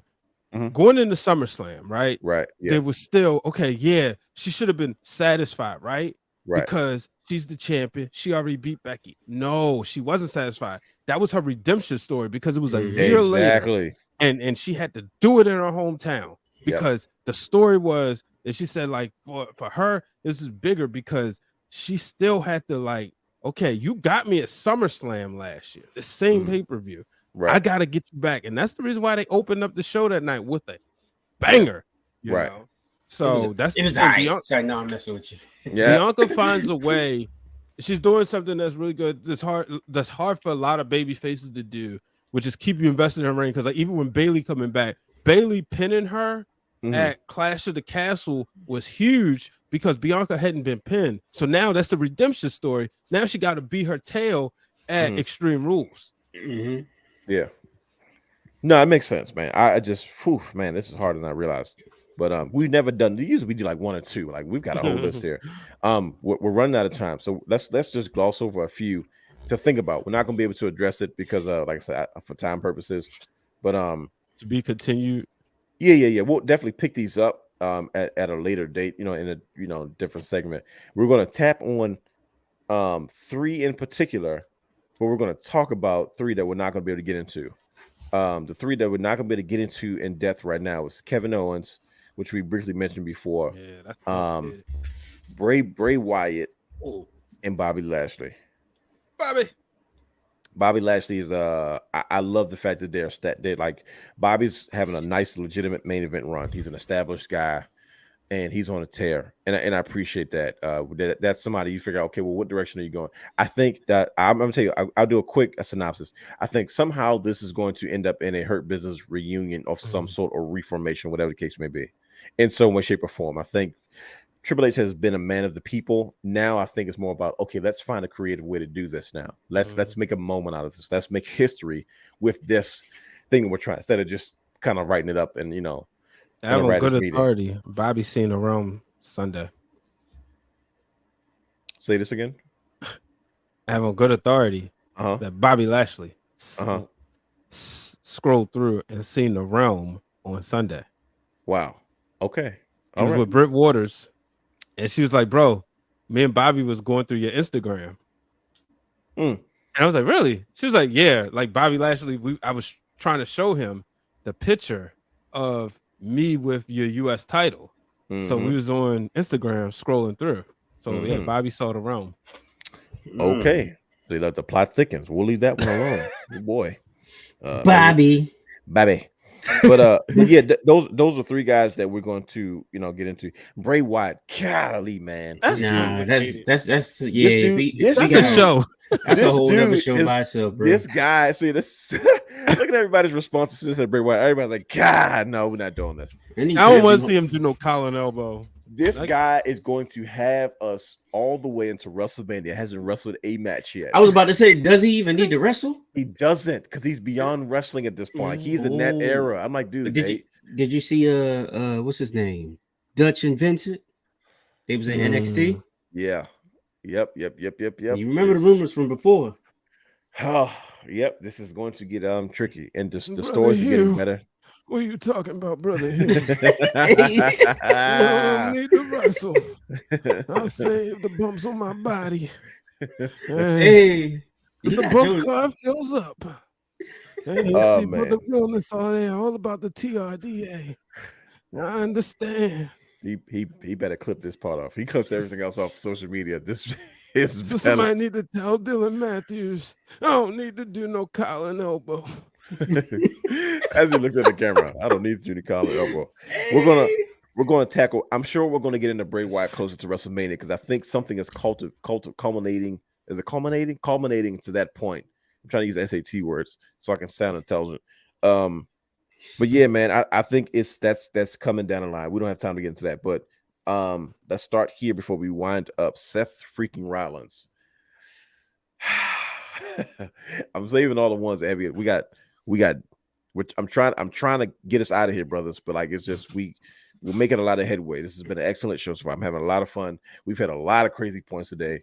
We're way past burning the midnight oil at this point. It's just wee hours of the morning at this point. And I promise after this we're going to be done. But Seth Rollins, brothers. Do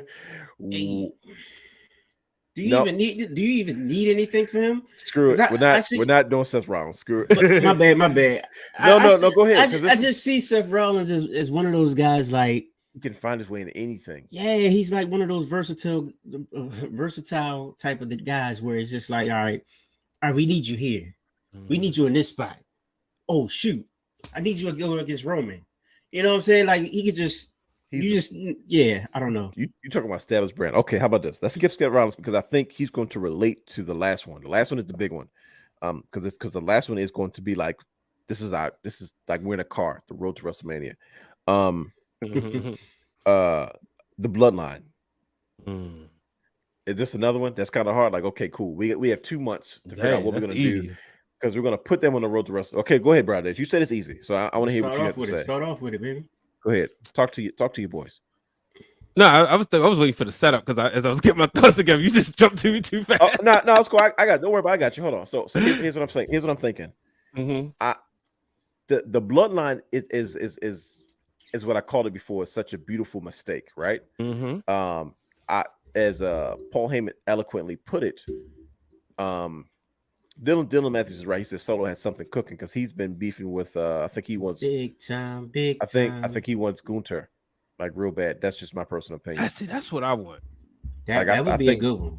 I think that's coming sooner rather than later. But I'll say this: the Bloodline, as Paul Heyman says, the way Sami Zayn has kind of adapted to the Bloodline, it's like he was a guest star on the sitcom that ended up turning into like a cast member. Mm-hmm. You know what I mean? And it's like, okay, cool. So now I'm thinking, well, what were your intentions originally for the Bloodline of Roman Reigns going into WrestleMania versus what are they now because of the success of what the Bloodline has naturally become, right? So on one hand, I say, okay, maybe you can see something together, not necessarily like I'm probably sure that the Usos will have a tag match, but they're in beyond wrestling space. Once again, the Bloodline is beyond wrestling. They're in that there's wrestling and then there's beyond wrestling. They're in that beyond wrestling space where if the Usos don't defend those tag titles, you're not worried about it because we know the stories that they're involved in with the Bloodline and Roman and just that whole dynamic, right?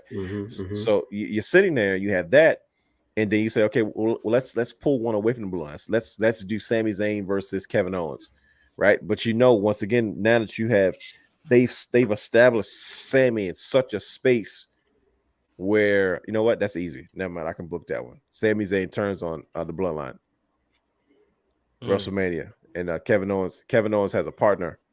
Kevin Owens challenges the Usos to tag team championships at WrestleMania. He says he has a surprise partner, Sami Zayn. Sami Zayn says, I'm not dumb. I turn Roman Reigns and them kind of drop hints that they're going to be getting rid of Sami soon. Sami kind of gets whiff of it, realizes they don't love him. He's not part of the family. Kevin Owens was right.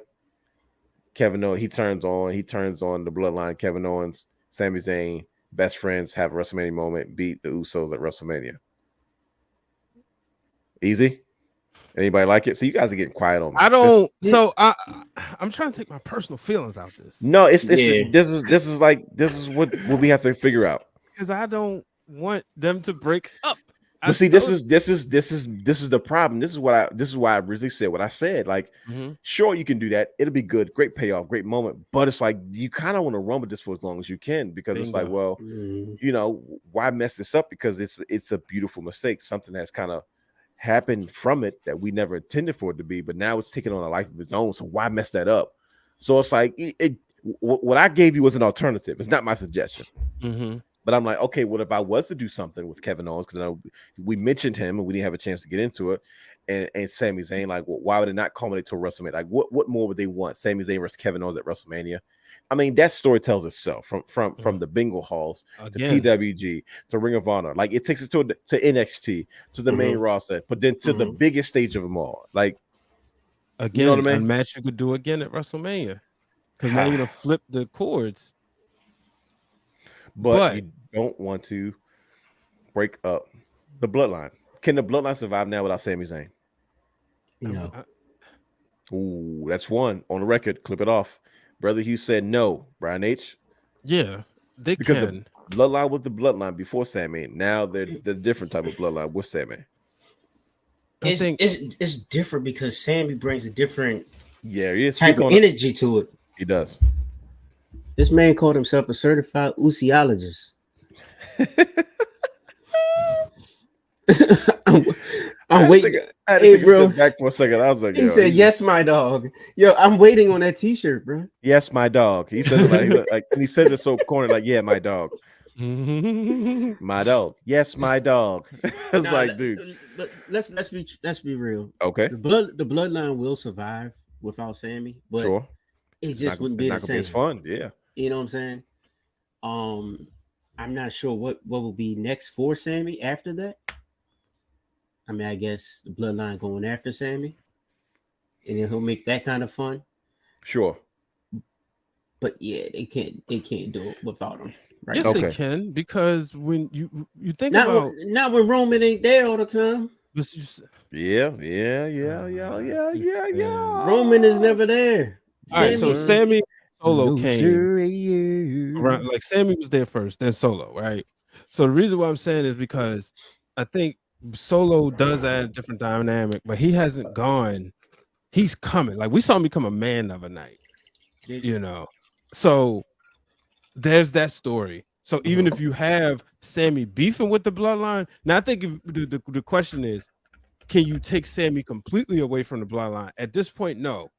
But so he's going to either have to beef with him or he's going to have to be with him. But that's where the money is. Sammy and the Bloodline, yes, that's where the money is. Okay. All right. So Now, go ahead. I'm involved work again because I heard a take. So I'm about to steal it. You said booking, right? Book it. You booked Sammy to win the Royal Rumble. No, come on, man. Listen, follow me.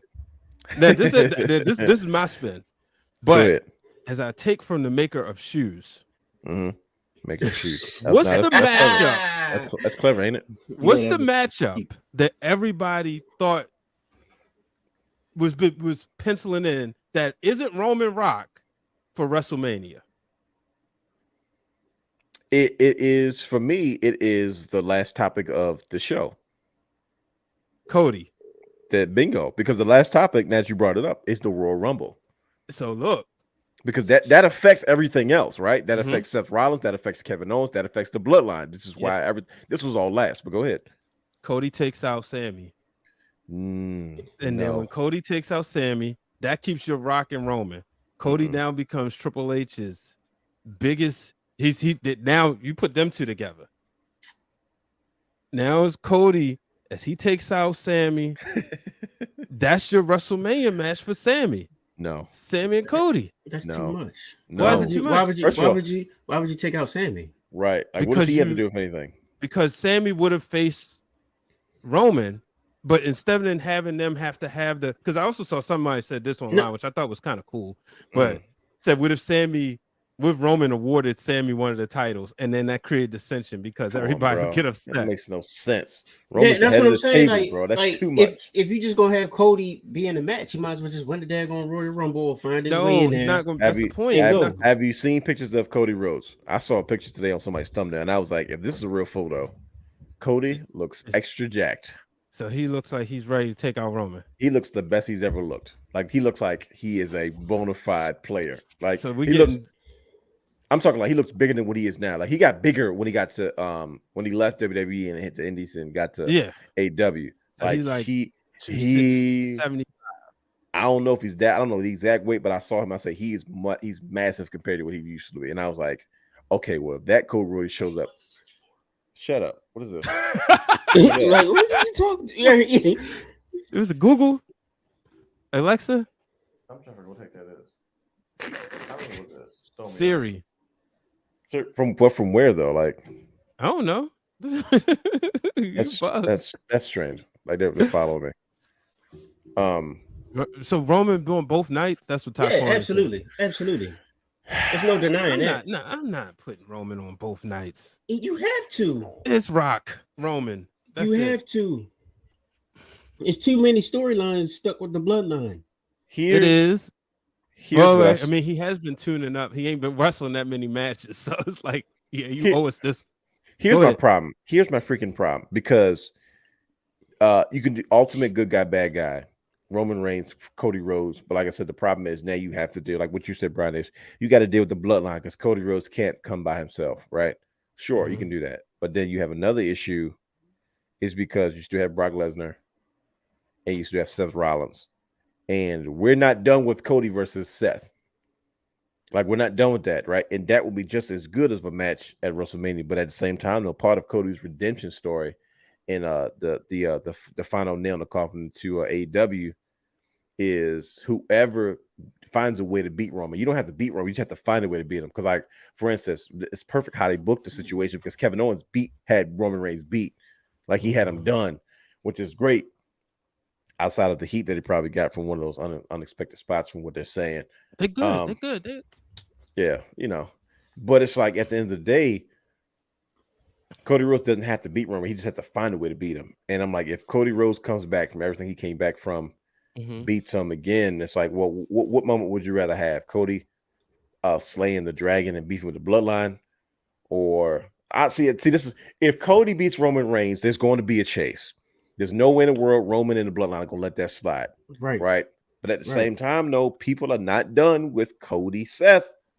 Because at the end of the day, Cody's last match was against Seth, and he had that heroic situation.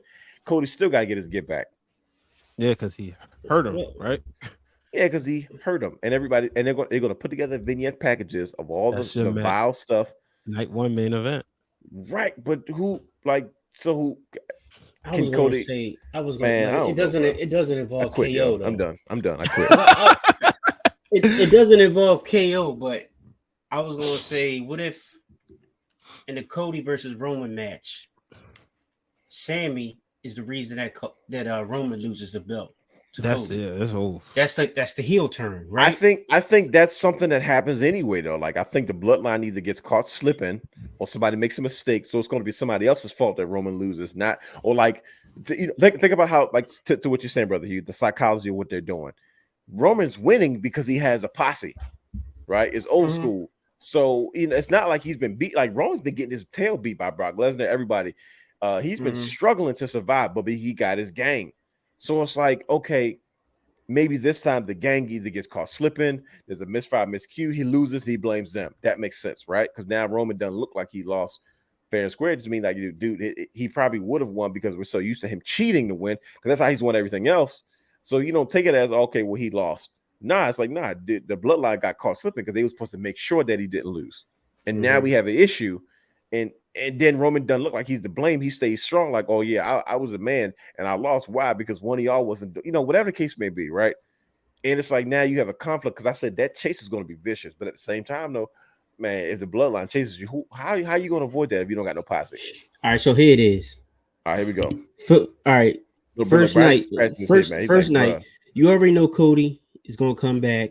We're going to have Cody Roman. We're booking Mania before we even booking Royal Rumble. We only supposed to be 2 months ahead. We already got the WrestleMania. Go ahead. Sometimes you got to book backwards. Yeah, I think you do, though. This is part of the process. This is why they're never going to hire us, by the way, because this is taking us too long to put this together. You're right.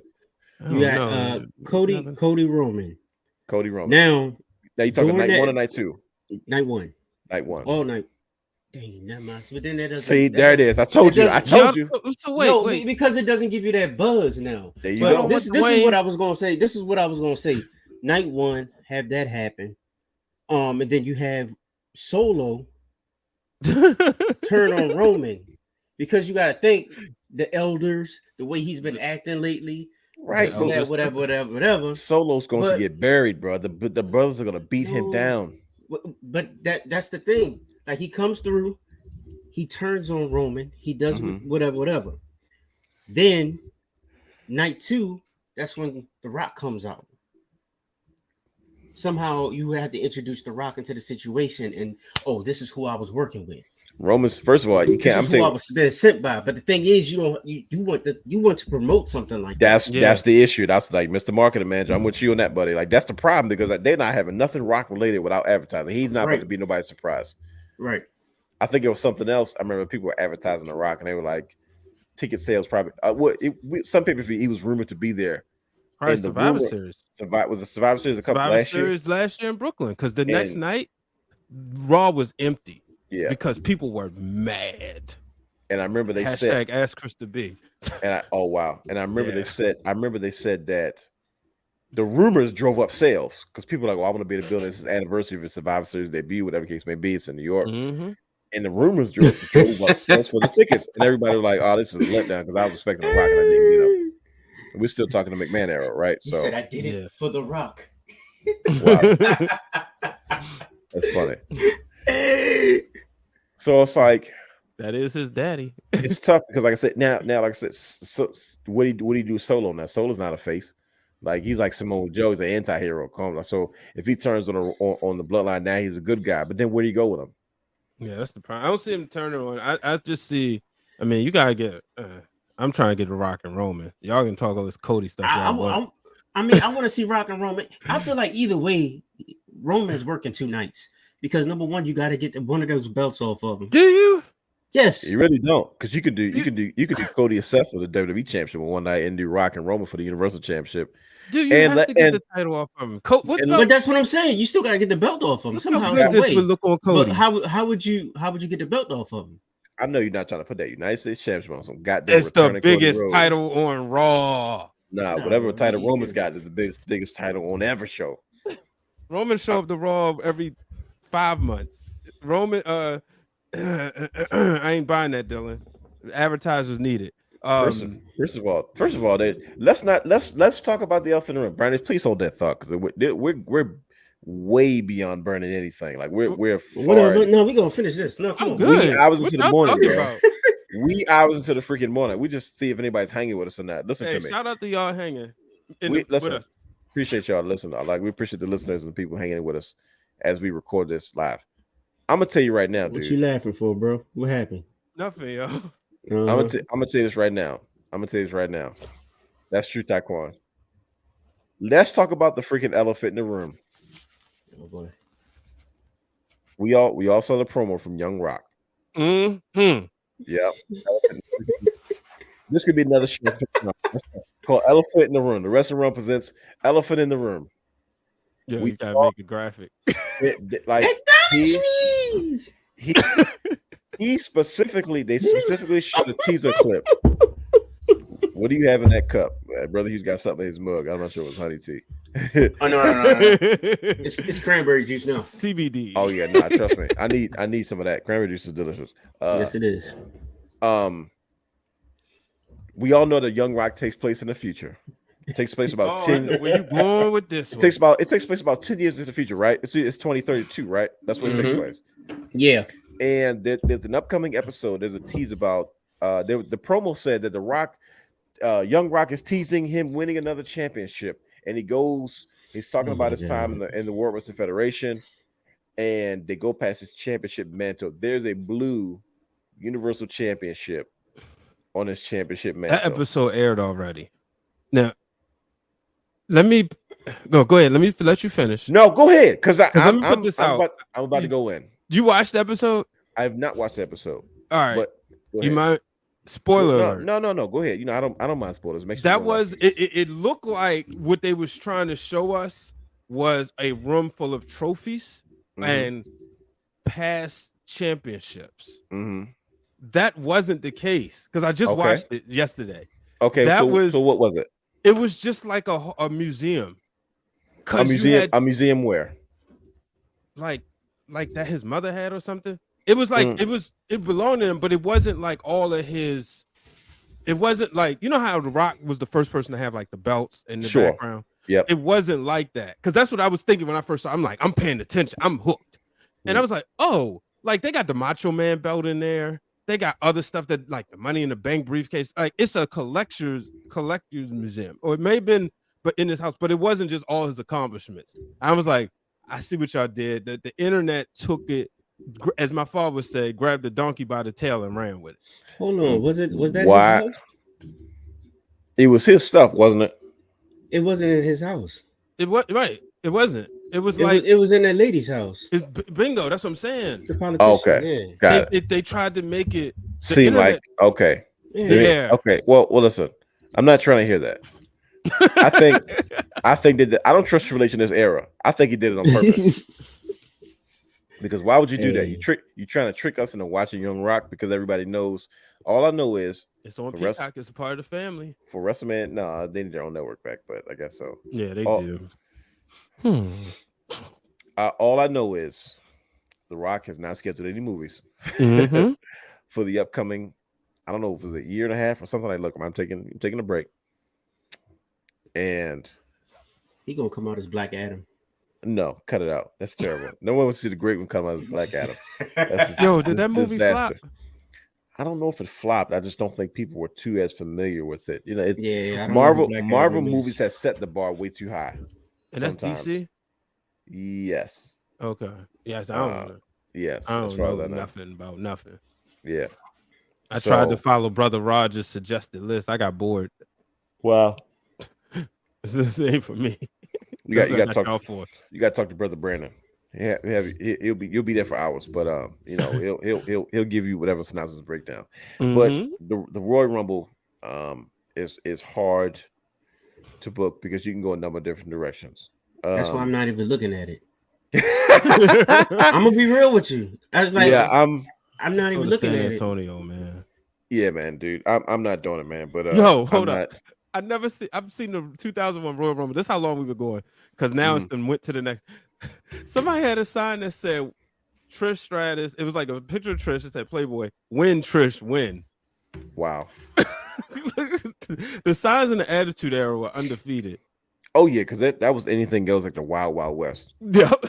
It was unreal, man. But as Brian H. reminisces over classic Royal Rumble moments. And, This is one of my favorite Rumbles. Those three, man, 99, 2000, 2001. I'm yeah. Sure, you can't go wrong with those. I mean, that's our era.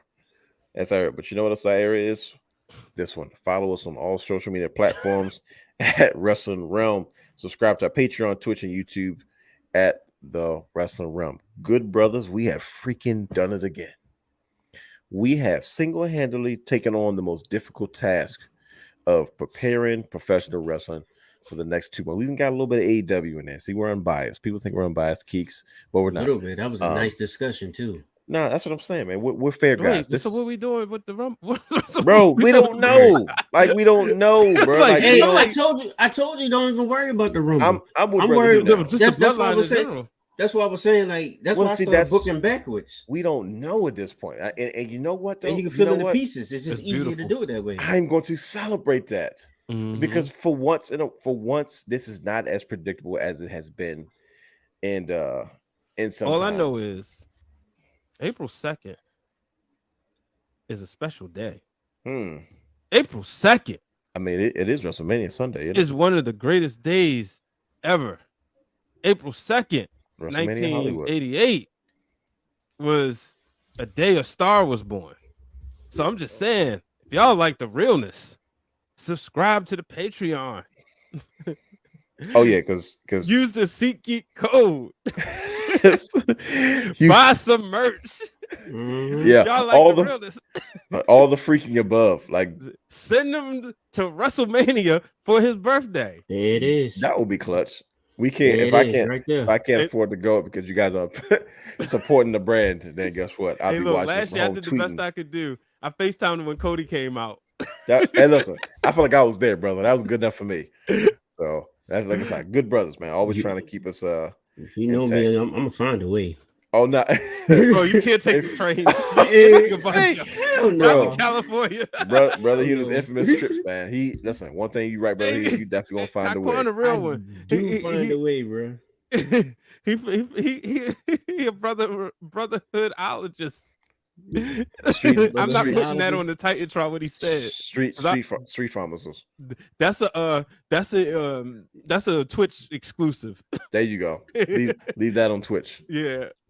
But ladies and gentlemen, good brothers, we've done it again. I'm thoroughly impressed with everything that you brothers had to say. This is why I do the show every week, man. This is really like a brain trust, Brian. I know you get started earlier than we do, Brian H. But yeah, man, this is what this is about, man. And I can tell you love it because you coach and then showed up to work. You were like, hey, he's still running his mouth. I got done. Yeah, I told you I've been on a high streak.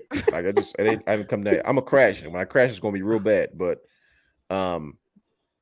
yeah, we did it again, man. This is I like the show a lot. This is a good show. I like this. Like I said, I know I said I wanted to switch things up and try to incorporate these type of conversations a little bit more so people can kind of want to engage with us too, and just we bounce ideas off each other. You might have to stay like that throughout the I might, you know what? This might be the new setup. It's easy for me to set up. Like this is you feel more calm. He's a little bit more comfortable. Nice more chill vibes, man. We can kind of engage and not be so structured and just man, I don't want to be so stagnant, but because everybody does the same thing over and over again. But the realm, we switch things up every once in a while, and this is there's nothing more fun than this. We're trying to recapture what we didn't have in our childhood. What I'm saying? It was 3 of us, the 4 of us. Brandon guy. So we have plenty of years to still catch up on. Shoot, I'm still making my mother feel bad. My daughter was like, I want to go to Raw. I said, you can't go this time right now. Shout out to the broadcast coming in. What up? And I said, yeah, Ma. I said, but she went to her first show at 6. Oof. Yeah, she was like, but I said, yeah, I ain't go to my first one until 18, but she went to her first show at 6. I think I was my first show. I was 22. Right. Yeah, I'm playing that. Yeah, going to a wrestling show as a child is special. Like that, that never leaves you, especially in our family. Goodness gracious, like your daughter doesn't stand a chance. My goddaughter's like she's ruined. The Brian Ace was kicking because his mother was watching Hogan. Like these babies never stood a chance. Jonathan's in tears. He saw her. Oh wow! Like with her book fair money, yo. At this classic book fair. Yes, I was like, Okay, of course I'm like happy, but she was Sure, like, "Dang, I bought a." so Yeah, you did this on your own? yeah. She's like, "I need to learn the history." So when I become a wrestler, I said, "Now you're going too far." Well, no, let's See, what slow I down a got? little bit, I got a Jordan and a Griffey book. Yeah, bro. That's baseball They- books were clutch. Like the World Sports Almanacs. Oh yes. yeah. Oh yeah. See, they ain't had a wrestling. They had one wrestling book, I think, like the last year, and I got it. But yeah, it was always that's how I learned about sports because I didn't. Yeah, big time. I was a little late to the game, like fifth, sixth grade. So I was like, "Oh, let me get all the books from the book fair." Yeah, that's usually how it was, though. You know what I mean? But that's that's what we've done. But ladies and gentlemen, you've sat here and listened to us long enough, man, brothers. You guys are remarkable. I appreciate you guys taking the time to have these type of conversations. And I'm sure those Imagine who if are we listening. had to do this on the road every week, like not just booking, but getting on the road, going from town to town. Like imagine being on the road booking team. I'm already tired. I'm already tired thinking about it right now. Bro, I'm with it. Look, brother Hughes is a traveler. I'll make it happen. He's a traveler. He'll make it happen. Me, I'm already tired just thinking about it. But hey, man, listen, it'll be a fun ride. I'll tell you that much. You gotta love what you're doing, and listen, it's nothing better than talking about wrestling. I love to do that on a regular basis and bouncing ideas and getting things approved. And I think we can put on a decent show, don't you think? Mm-hmm. Absolutely. Well, congratulations, brothers. You guys are probably the best. Look at that. He's pulling out titles. That's classic. Right. He definitely didn't pull out the wrestling room. That's not fair because It's we can't. It's on the other side. No, I'm not. We have nothing to compete with that. You just got classic Bret Hart belt. Yeah. But right, yeah. Signed by Brett too. And then you're gonna throw this. I was about to say, signature. yep, just throw that in our faces. We just sit there looking like, all right, well, that's cool. Okay. Yeah. All right. Okay. Look, when I had the other belt when I was younger, the one my uncle gave me, I always had to do like Brett and kiss it. Wow. Oh my gosh. See, that's why the gold, Hey. all the gold came off the plastic. Go plate. ahead. By the time It I saw had that, shit to. was just straight black plate. I'm like, what happened? All the gold paint was scratched off of it. You beat me to it, man. And I thought mine was bad. Brian had no more design on his toy belt. I said, dang, this was rough. Yo, me and Michael, that joint was a weapon in a match. Bro, I'm telling you, I had a video of me and my cousin from Holland. She came over. She was visiting to the United States of America. Is that Holland? Holland, Oh, yeah. Lord. My uncle was a musician. He went to Europe and he got married over there, had children and stuff like that. So she was coming over for not the first time, but in a long time. She was turning like 12. And I remember, see when relatives come to town, especially my grandmother's kids, that means everybody's going to get a toy. So she took us all to the toy store. And of course, I see that belt. And I remember that my mother recorded just like, the family picnic, the birthday party she had with us and all the cousins. And all you see is me in this navy blue and these gold plated plastic just flying around. I'm like, and I was swinging it like I was, how Austin used to just carry his belt, carry his title, and just be swinging. You dragging it, just throwing it in like you just see this tall kid. Like I would not put that belt down. Like you couldn't tell me I wasn't champion that day. Like, and I haven't seen one of those since like the WWF magazines where like in the merchandise section they had the Intercontinental Championship and the World Championship, but you had to order that stuff. That wasn't in stores, but when that was in stores, that navy blue Attitude Era Big Eagle plastic belt with the black plate, bro, it had from Kmart. It had so many scratches on it for me just flipping it and using it and hitting my brother over the head with it. But that's just Yeah, Taquan, real quick. Definitely, I agree with you on that. The Bret Hart belt, the Big Eagle. I associate that with The Rock. But if you go on our YouTube channel, you'll see our top 5 championships, and we go into depth on who we associate certain belts with. Sounds like we need the guy. Sounds like we need the guy. Somebody call and wake up the guy. Look, there you go. Bam. Look at that. There it is. Yeah, so go to youtube.com and go in our season 5 playlist. It's all right there. See what I did there? That was smooth, wasn't it? Yeah. Yep. You made it. The Big Eagle. I associate that with Kane. Come on, bro.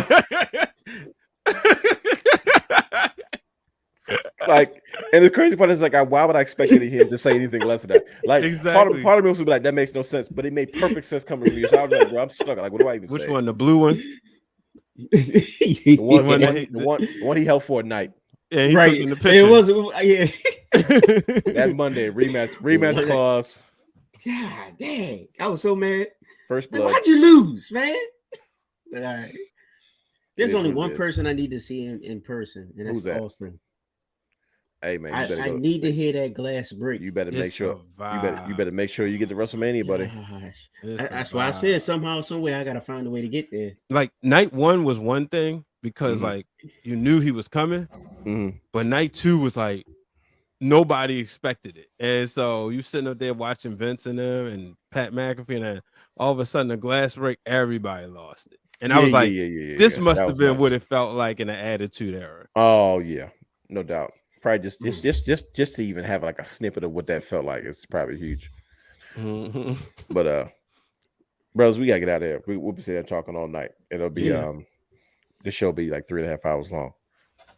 Wednesdays we're gonna pull we're gonna start early and go like sleepover, mega stream. Yo, holiday, one of them holiday jokes where everybody's off. Like it's got to be like a space where everybody's off. Just do it. Like Nike, just do it. Sponsor the show. Nike, you can sponsor us. Nike, you can follow us at Wrestlemania, WrestleRealm@gmail.com. It's 2 W's. There you go. Just making all types of pitch. Ladies and gentlemen, we getting out of here. Brothers, I'll catch you on the group text. See you on the flip side. Peace.